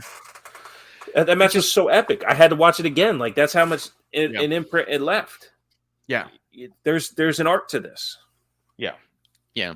And I think that's the problem is I think that NXT Black and Gold was also very, very hinged on the idea of it's about the false finishes and the high spots. Story be damned, and story is there and it's sprinkled in, but it's the matches that tell the story, right? Like, kind of Roman, Sammy, Cody are all perfect examples of the story can get you there, you know, and then you're going to get the reaction before you even do a thing. Like Scott Hall said to some guys backstage, I forget the people he was talking about, and if I remember correctly, I believe it was X-Pac told the story on his podcast, and I don't even think he remembered who was in the ring, but there was like some luchas out there who were doing a million things, and when they came back, Scott was the next spot up, and he's all like, great job, guys. You went 100 miles an hour. Watch me go get a bigger reaction from a headlock. And walked out there. Yeah. Yep. And that's the difference between being over and being exciting to watch. There's a huge difference between moveset being over and you being over. Blue Boy does say about Gargano, I don't care about his damn kid or that he's married. I don't know why they think that's interesting if I don't know him, which is also true. That's his whole character at this point. Hey, Candace, your husband is Gargano. Hey, Gargano, your wife is Candace. Hey, you guys have a kid. Oh, well, look, I'm a dad. And you're like, okay, a lot of the people we see on TV are parents. Why are you suddenly special because you're a parent? You know, that's not a parent to me.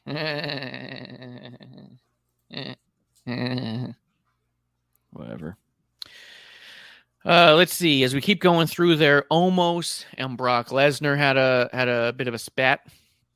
I do like that the crowd. Here's another thing: the crowd started chanting "Holy shit" at Omos and Brock Lesnar standing side by side, or face to face, I should say, because it was the anticipation. I think that also highlights because I'd mentioned it before, Raj Giri making sense of why we have Omos versus Brock Lesnar. Well, this is why, because you have two big boys, and we know Brock Lesnar to be massive. He is the alpha male, right, of our species, as Pat McAfee says. But having them face to face and seeing just how big Omos is in comparison to Brock was a sight. And I think I even liked how Omos did the whole fist to Brock's face, and Brock even responding, I thought, appropriately to that, just being like, "Yeah, that's big. It's a big hand." They did sort of mess up the over the top thing, and a lot of people are really fucking hammering that as a problem. I didn't find it that big of a problem. If I'm being honest, one of Brock's weaknesses. Going over the top? Yeah, it's one of Brock's weaknesses for sure. He's never close enough to the ropes, and he doesn't get that lift. It's just one of his weaknesses. It's a Brock thing for sure. Yeah. And to be honest, the struggle, but the almost getting him over, I actually kind of liked. Because it shows almost trying to knock him over, and it jars Brock to where he almost goes over, and then it looks like almost goes, you know what, fuck it, I'll throw you over. You know what I mean? Like, if you can live outside of, we're really smart fans here, and I know what it's supposed to be, well, what did it look like? It looked like almost hitting Brock not going over, and then almost going, fuck it, I'm going to toss you over. That's what it looked like if you're just watching a TV show. But when you're really fucking smart and you go, they botched it. Well, then maybe you've ruined the spot for yourself. But when I watched it, I was all like, oh shit, he didn't go over. Oh shit, almost chucked him over. Yeah, I mean, for me, it was a little hard to disconnect because we've seen Omos not really be fluid yet. So I was more on that. I was like, okay, here goes Omos not really performing again. But, then again, I remembered the Brock of it, where it truly is one of his weaknesses, getting knocked over the top rope. So for sure, and Gunther's a guy too. Gunther doesn't like to go over the top rope backwards. So when he gets hit, he does the pommel horse of it. He kind of like hops over one leg and then the next. He belly first. He never likes to go back or shoulder first. Something I noticed at the Rumble. Every time he was getting knocked over, it's like, oh, I got to turn around and put my leg over first. So, wrestlers have their different comfortabilities. Brock has a tough one going over the top rope. I didn't think it was that big of a deal. Me neither. But we saw it all directly on camera, so it was tough. It was tough. I won't do the work that you did to cover it up, but it also wasn't as big a deal that people made it to be. It wasn't that big of a deal because if you watch it, they played through it well. Nothing wrong happens on live TV, right? It's all about how you cover it. And we talked about that, I think, with Carmella and Bianca. They work so well together that there's a couple spots you go, did Carmella just save Bianca? Or was it supposed to look like that? Right. If you're good, you can step away from, I'm so smart, I know what it's supposed to look like, and just a normal person watching TV like a normal human might. You'd go, oh shit, he had a hard time getting Brock over, but he got him. You know what I mean? Like, realistically, it's fucking Brock Lesnar. You think you could knock Brock Lesnar over the top with one go? No, but that's how it should have been portrayed, and I didn't want to fill in those blanks. It is how it was portrayed, and you don't fill in the blank. Fill in your fucking face. Let's see, a couple more things. So yeah, Brock and Omos going to be dope. It also is kind of funny when you think about it. Brock not wanting to work with certain people, but really seemingly excited to work with Omos. I think a lot of people see a lot in Omos that the fans don't see. Undertaker said he's the closest thing that we've had to an Andre the Giant since Andre the Giant. And Undertaker's worked with every person they thought would be Andre the Giant. So I think that's something almost as good, I think. Let's see. Oh, Street Profits backstage with Austin Theory. It was bad. It was bad. It was bad, dude. Here's the deal. I also thought Theory ate them up. Yes. Which I thought was good. I was like, yeah. He was dressing them down. Montez tries so hard to be a clown that it distracts from the whole thing. I don't know why they're trying so hard to put over Dawkins. They really are. And I think it's because they really want to split them up. And I think that everyone there has known Dawkins for so long. This is what comes across on TV to me. Dawkins was in NXT for like 8 years. He watched everyone come and go. And he was the practice mat for a while. Like, I believe there's a story where Alexa Bliss was practicing her Twisted Bliss. And he was the one who had to lay there and take 1,000 Twisted Bliss. Which is cool. Fuck. But she's been champion fucking 4 times over now, and I hear you. Yeah. I hear you. And I tell you, I think he's beloved backstage because I bet you he's the nicest. You know what? I've met him. He was very nice. I'm meeting Montez. Really cool. And he looks like a star when you meet him. And he talks to you in a way that you're just kind of like, man, I'm so lucky to be able to meet this guy. But then he gets on TV and you go, what a goof. But not like Otis is a goof. You go, this guy doesn't get it kind of goof. So this came across like we love Dawkins so much that we're going to invest all this time into getting people to like Dawkins before we split them up, because we feel like if we split them up now, Montez will be fine and Dawkins will not. That's what this all feels like. I can see that. And I think you can actually do the same thing after you break them up. Like, had they broken them up already, they can do the same thing with Dawkins are doing now.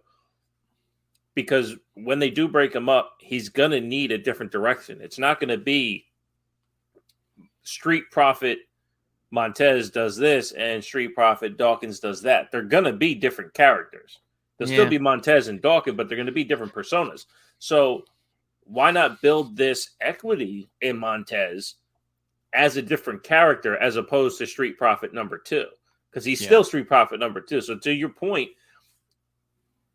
if this is a good guy getting a chance to get better, I'm all for it, right? I think that's maybe something that you do kind of sour on because you don't, or you look past because you're sour on Dawkins, which is fun. Yeah. We all have wrestlers we don't enjoy watching their presentation.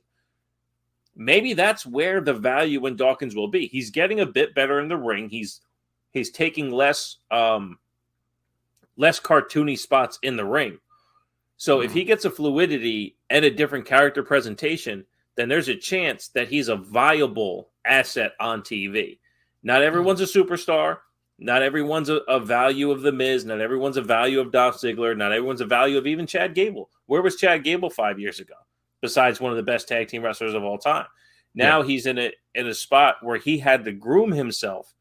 To his catchphrases are over. His backstage is over. His wrestling ability is fucking top notch. If we have a chance to get a presentation of Dawkins that's similar to a presentation of Chad Gable, where Chad Gable went from, fuck, man, they got to do something for him too. Awesome, Chad Gable's on TV. If we can get that with Dawkins, where instead of, fuck, here's Dawkins too, oh, cool, Dawkins is on TV. If we can just get oh, cool, Dawkins is on TV, that's a win. Yeah. Because you don't want to change the channel. And I do think you can split them up. And to Justin's point, a New Day that shit. He goes, really wish they would just abandon the thought of Street Profits breaking up. Just have them be like the New Day where they get singles run and don't break up. Splitting up and breaking up is different, right? Like, we're not saying that Montez got to turn on Dawkins or vice versa. But they got to go their separate ways at a certain point. And like I said with the Elimination Chamber, I thought that was your ticket. That was your golden ticket for Montez to say, I was this close and I got a taste of it. And Dawkins, I need you to support me in my run on this. I got to go get it.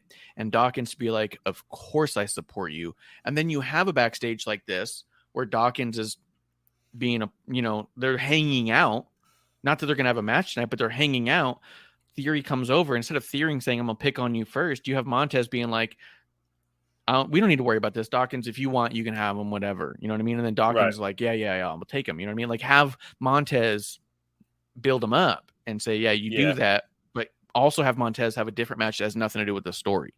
Right. You know what I mean? Start to show that they're separated without them having a break, just as the men's tag division doesn't need to be like the women's tag division where they just whittle down to nothing. Yeah, there's no women's tag division. But yeah, I mean, other than that, we'll keep it moving a little bit. Otis, Maximum Male Models, Chad Gable, like you said. I'm having fun with it, and I think it's funny. I do wonder what's the long term for Chad Gable, because obviously he's being split from that. Yeah, And when are we going to get the payoff with Otis? Like, okay, he got the Money in the Bank, and that was highly disrespected by a lot of fans online. Yeah. But what has Otis done that we haven't gravitated to as fans? He's consistent, like he's captivating. He's not just for his size, but his personality, the way he's on TV, his ad libs. When he was with Heavy Machinery, he was the A. He was absolutely the A. He drove that tag team to the point where, unfortunately, Tucker's not a part of WWE anymore. That's how good he was, right? It gets with Gable, and he's the B. And his ad libs are what helps Gable become the star. You know, the oh yeah, everything he did behind it. Now he is soaking in what this model thing is, and he's doing is every movement he does is perfection. So when do we get the wrestling payoff? Yeah, with Otis, when is he going to be the IC champion? You know, when is he going to have that level of in-ring success? And that's what kind of sucks to me about this is it takes him steps away from that, where I felt like him with Chad Gable was really showing him as like, oh, he's more intense, he's more serious, but still a little goofy because you can't help hide that, right? So it gave him a character, but like a purpose. So I really thought that we were in a way where Chad could have coached him to a title, like a U.S. title. And now we're getting further and further away from that, where now it's all like, well, if he's comic relief, he's comic relief, you know? And it's at the wrong time, too, because they're a tag team that was put together as this is Otis's new monster personality, and this is why, right? He was a non-speaking, over-the-top, monstrous heel, right?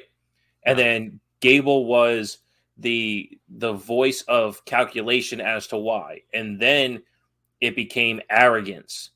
And then it got so big, they baby-faced together. Yeah. Yeah. Now that they've baby-faced, that pop for them to win the tag titles, we don't get that.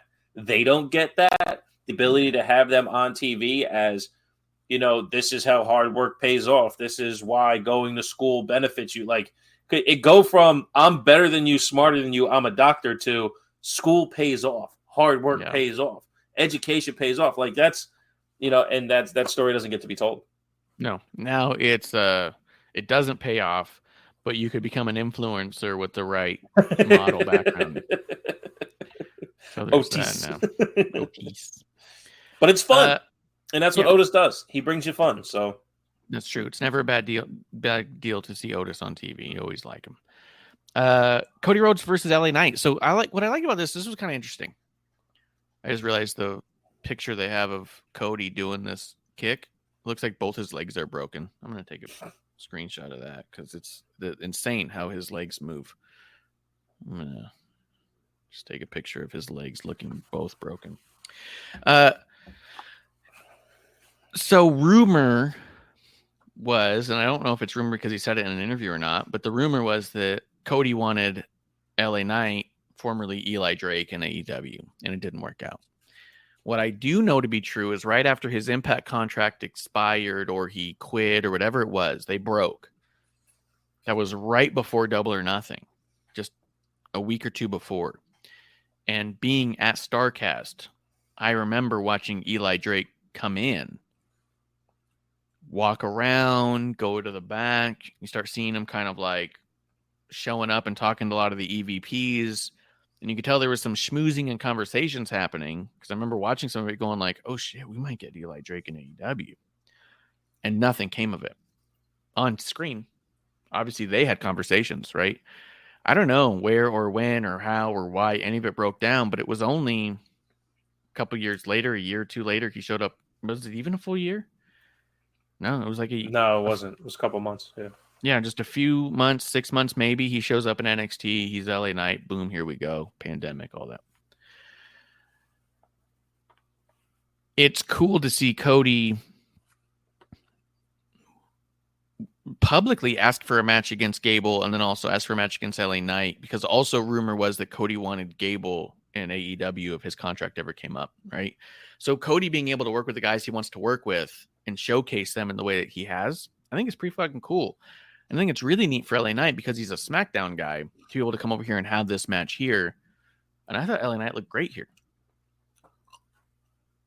Okay. You didn't think the match was good? I was bored as fuck, man. You're an idiot.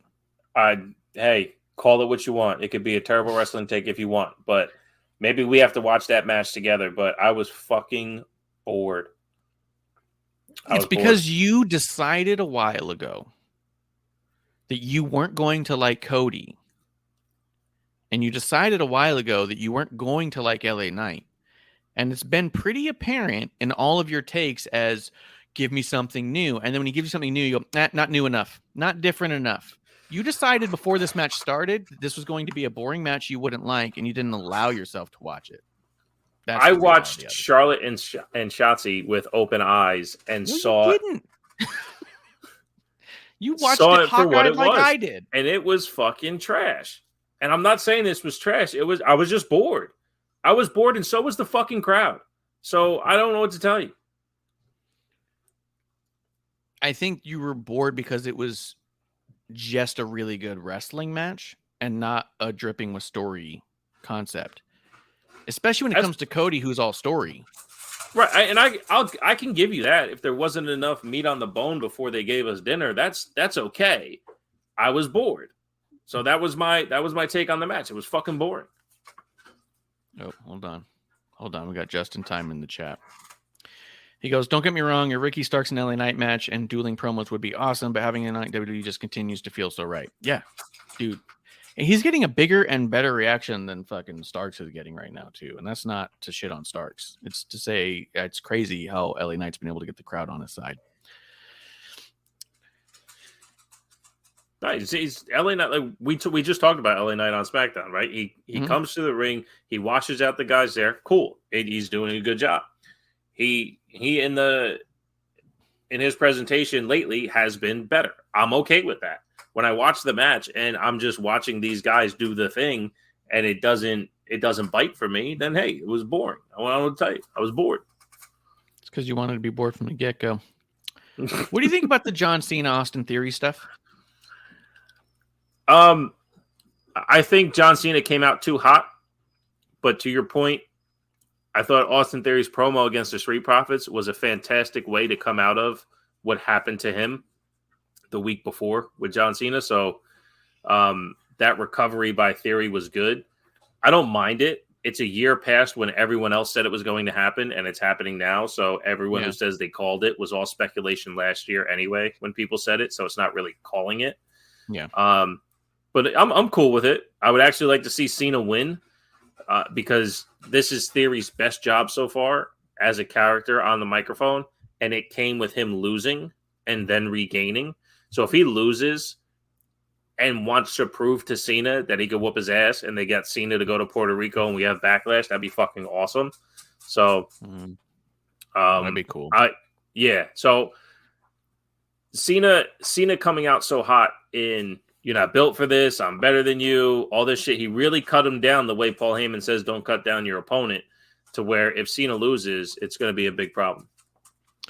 Well, I mean, Cena's whole point was if you lose to me, you lose everything. If you win against me, you lose everything because you're going to have to stand on your own. I felt like John Cena was just echoing what a lot of people have said about Theory. And I feel like the story is John Cena being that voice of everyone else and Theory being able to hang with them because he didn't feel out of place. He didn't feel like he was completely unable to stand toe to toe to John. It just felt like he was saying a lot of really harsh things and Theory stood his ground but played it safe. Right. I don't know. I think that I think either way, Theory just has to have a good after the match. You know what I mean? And maybe in the match they tell a good story where Cena fucking becomes a believer. You know what I mean? Because it's like no one buys into Theory theoretically. This could be the thing that does it. I don't know. I'm all right with it. Well, and we only got one, right? We only got one so far. So there'll be another one. There'll be another face-to-face. And in that one, instead of it being 95-5 to, Cena's crushing of Theory. It'll be more 60-40 next time, and Theory will have something to say that'll make John think. And then as we get to WrestleMania, it'll be a whole other story. And then cut to the Monday after WrestleMania. Let's say Theory does win. You'll have John Cena out there with the handshake. After the handshake, you'll get a fucking A-Town down and, all that good shit. So this definitely could play out both ways. I don't mind it. I just thought Cena coming out that hot. I was like, fuck, man. Like, you got to give the kids something to breathe, I don't know. I felt like it was really by design. I feel like they wanted people to walk away thinking that Cena ate him up. That was what I thought. Because this did not play out like Roman and Cena. Right. Where you watch it and you're starting to feel bad for Roman. Because you're like, man, Roman is really struggling. I didn't ever feel like Theory was struggling. I felt like he was playing it real safe. Which I think is... Well, they did, issue, yes. But... I definitely felt like they played it safe. I felt like that they didn't let Theory out on the plank. You know what I mean? They didn't make him, they didn't hang him out to dry. They just let him soak it in. Hey, this is his turn. And then the comeuppance, like I said, like they showed he can stand on his own in front of the Street Profits. He ate the Street Profits up. So the thing is, John Cena is really good at cutting deep. Yes. Can he on the fly? Like when Cena and Roman were going back and forth, the thing that definitely won me over on Roman and told me that everyone else was wrong, Cena goes, and you can't even finish getting dressed. You got your fly down, and then Roman's response was, I busted it. Remember, big dog. It's like, okay, so in that moment, Cena can go off script, cut you, and then you can come back on top of that with the one up. Done. You're in the boat now. Can Theory do that same thing? Yeah, that's what we need to see on the next one or two. Bronson Reed and Elias. Man, Elias getting his ass handed to him. I like Bronson looking dope, though. I do. I don't understand what they're doing with Boogs. That was kind of my takeaway on it. Yeah. Boogs I don't know why much. Boogs needs to take notes. He was just as over as anyone else before he got hurt. And the move he was performing when he got hurt was one of the things that kept him over, Yep. Just showing his strength like that. So not being able to perform the way he used to, it just doesn't make sense. Yeah. Theory beat the shit out of Angelo Dawkins, which was nice because I think that means he's going to beat the shit out of Montez Ford, and I'm excited about Montez Ford taking him. Mysterio refused Dominic again. I'm okay with it still. The Baron Corbin Rollins stuff. Where do you think we're going with Corbin? This is when Corbin kind of does his best stuff. Can't catch a break, Corbin. Yeah. It's like, guys, I just need to catch. Just to your point, the fear of it is this is his best stuff. He's a fantastic wrestler. He's so good at wrestling. Just let the fucking guy wrestle and get an opportunity to continue to win. And he doesn't get that. And the fact that he hasn't gotten that since Constable Corbin or King Corbin, it's kind of been a downfall. But character-wise, it's some of his best stuff, especially when he re-humiliates himself or re-humbles himself too. Guys, I just need a break. Can you just please give me a break? Can I come along for this? That's when he's at his most believable as a character. But other than that, I don't know. And I don't have studio mode, so I don't even know where the fuck you are. You just dipped and left me solo. So since I'm solo, what does LA Knight say? LA Knight, yeah. Told you it's infiltrated the little guys too. So LA Knight's getting up. Dude, you didn't tell me how long you're gonna be gone. Yeah, I didn't know how long I'd be gone. You just fucking did. But the match itself was pretty good. I like that Corbin came in really strong against Seth for a bit until Seth got his offense that he needed, like he caught the break. But I mean, it is weird to Corbin starting to mention the accolades that should make him a threat and then not being able to play through those accolades. 3-time Golden Gloves champion. He should be able to knock out Seth. You know what I mean? Yep. Last person to beat Roman Reigns. He should be in the conversation of does he get a shot at Roman Reigns? He's just not. And my fear is that they think that the best work he's ever done was out on his luck Corbin. And I disagree. I think some of the best work he did was King Corbin because he was the most hated. Watching King Corbin and Cedric Alexander get This Is Awesome chance in a house show from 2,000 people was sick.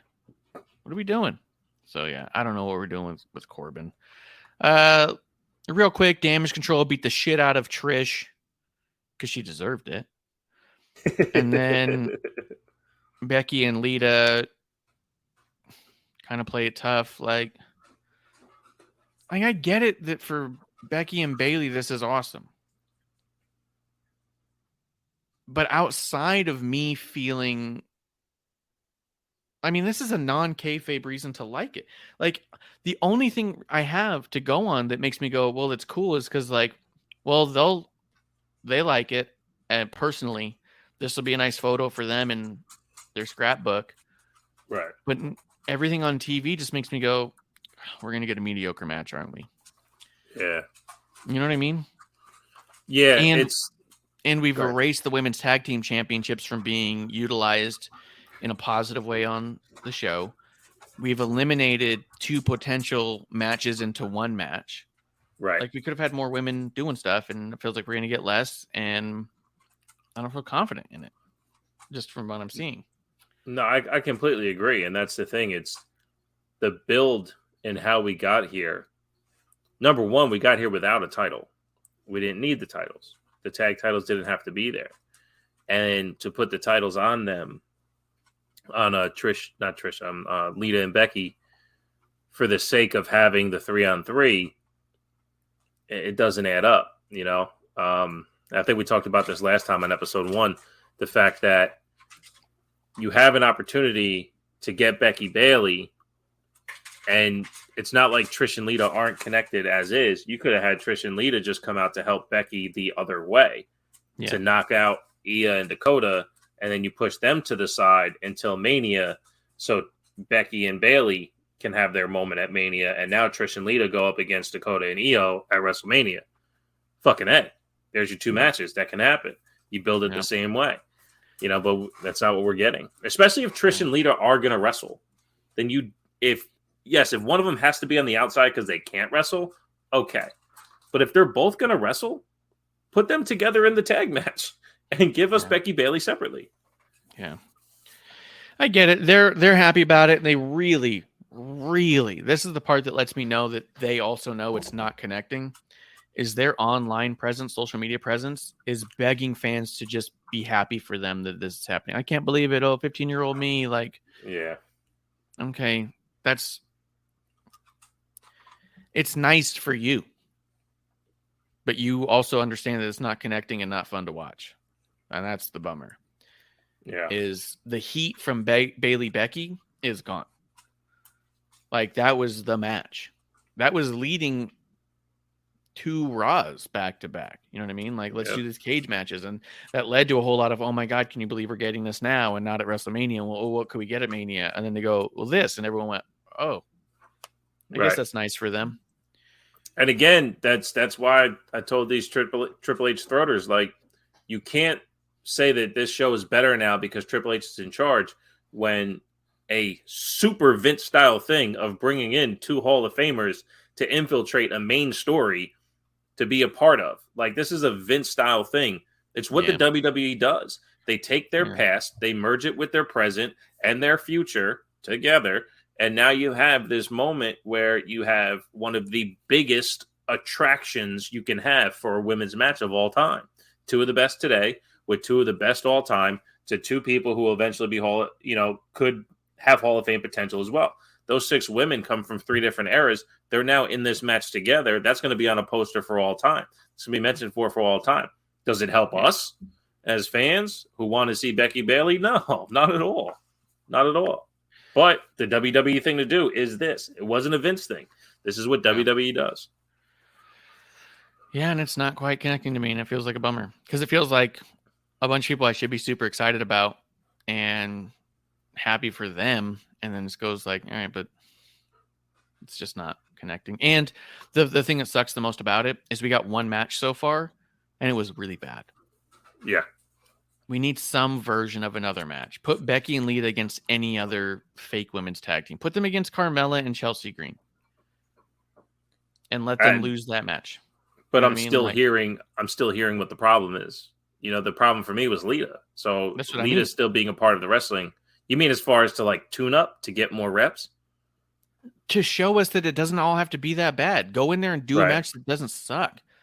Because the last thing I have in my mouth, what do they say? Like, you're only as good as your last match in this company, in this business. You know what I mean? What have you done for me lately? Kind of a business. Your last match was terrible and you won the titles. Right. Can you get us a match that doesn't mean as much to at least make me go, you know what, this isn't going to be a bad match? Because right now, all I have to hang my hat on is this was a bad match before, and now we're adding more complications to it and wanting me to be excited. And the story's been pretty basic. And it's a fine story. It doesn't have to be complicated. You don't need to complicate every story. It can be this simple. But you can't have that taste in my mouth going into this. And I think that's the problem. Put Becky and Lita in a match against Chelsea and Carmella. Have the match be decent. And you go, okay, maybe there's something. Maybe we can, okay. But the last thing I had was a really bad match that ended in a way that really sucked. And then I'm meant to be happy and excited for everybody because they're my favorites. And I'm happy that they'll have those photos, the photo shoot. But I'm not happy about I'm not going to rewatch any of that stuff. You know what I mean? Like, I want your stuff to be rewatchable. Right. No, that's fair. Frustrating bit. Yeah. That's the frustrating bit. Fair. Now, in turn, Chelsea Green versus Bianca Belair was actually a really good match. For what it was. It wasn't some 5-star classic thing. If you rate matches, it wasn't going to rewatch this over and over again. But Bianca and Chelsea was it was probably the best women's match of the week. If you watch Raw and SmackDown only. It's amazing, isn't it? Yeah. It's that simple to just go out there and coordinate with your opponent in an efficient way to produce a product, and I haven't been, that's another example of, LA Knight and Cody. I haven't been the biggest Bianca fan, and I'll tell you when I don't like her stuff, but she's doing just fine to keep me invested in the story to get to WrestleMania. That's what you need to do. You got to make me invested. And I'm not turning away when she comes on. I go, okay, cool. Decent match. Now the story, let's go. And Asuka's doing a fantastic job with that. But I am liking the Chelsea Green Carmella pairing. I think we talked about that on episode 1 as it's kind of layering together the different presentations. This could get to somewhere where we have a lot of fun. So yeah, they work really well together, just from a character standpoint. And you would think the presentation of their characters have been too similar, and they're really not. So it's cool that they're alike, but they're different. So I'm enjoying it. Yeah, I want to see them bring Tiffany Stratton up and join them as well. I want a little faction, little Mean Girls faction. The Asuka stuff, it seems to me like they're trying to make Asuka stay a baby face. Like, she's still kind of a good guy getting a lot of cheers, and they're leaning into that. She's got the mist, which is a bad guy thing to do, but she's not getting booed at all. And I think that can't be ignored.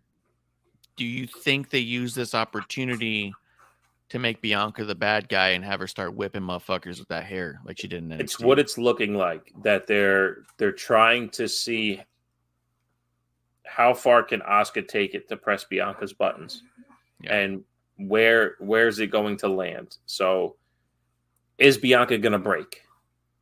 And that's what I've been seeing, because Bianca, she was talking for a couple, an episode here or there of Raw, she would say, and then she was saying less, and she was saying less.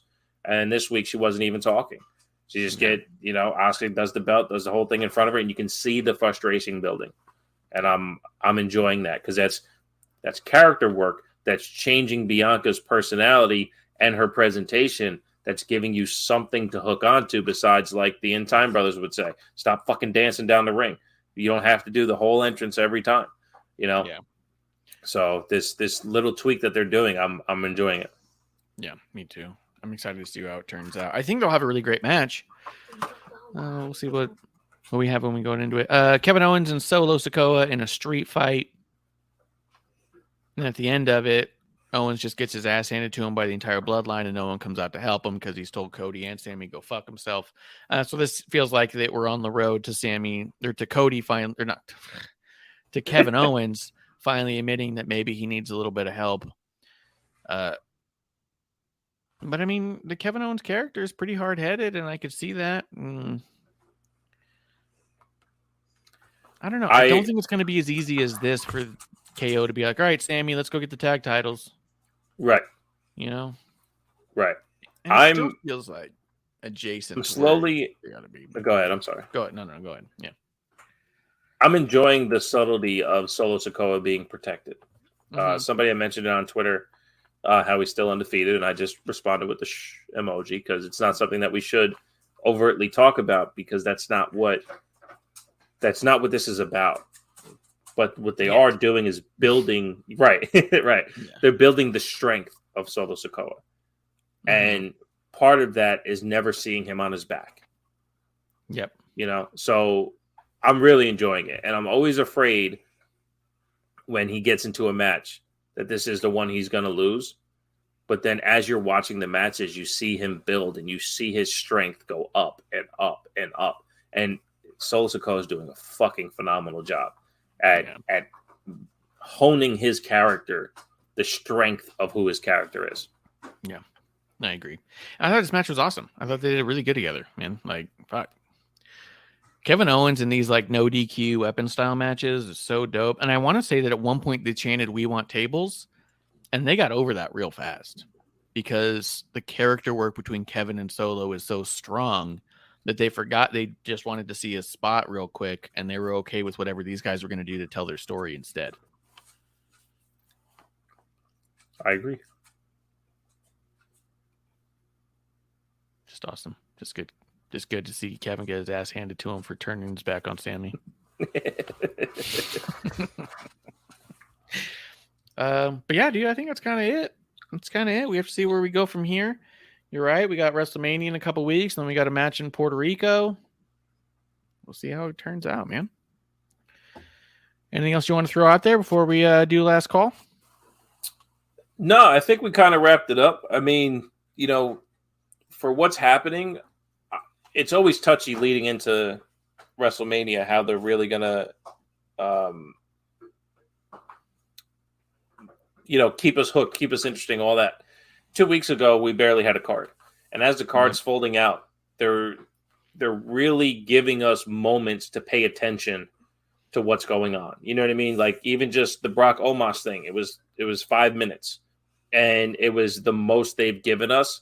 And every step of the way, even when Brock got knocked out of the ring, he's looking back at Omos like, okay, I got to recalculate now. How am I going to approach this? You know? So they're giving us these little moments in every feud that's going to keep us interested to WrestleMania. And the build, they're doing a pretty damn good job. So, we're 3 weeks away.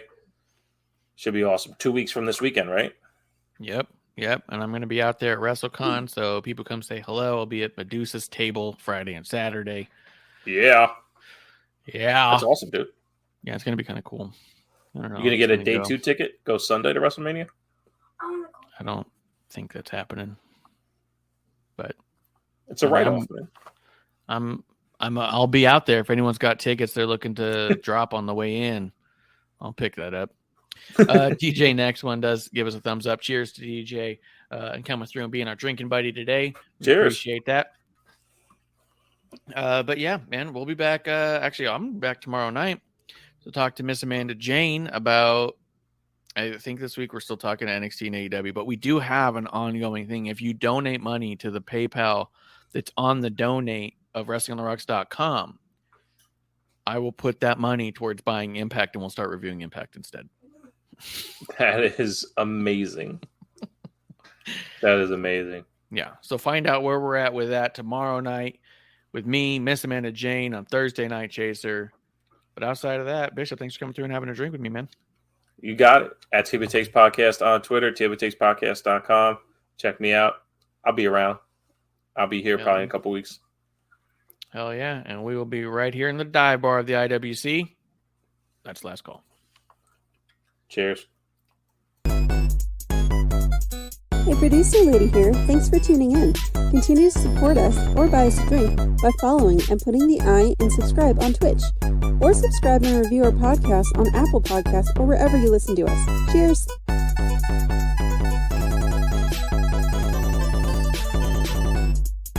I would never have a drink with Wrestling on the Rocks.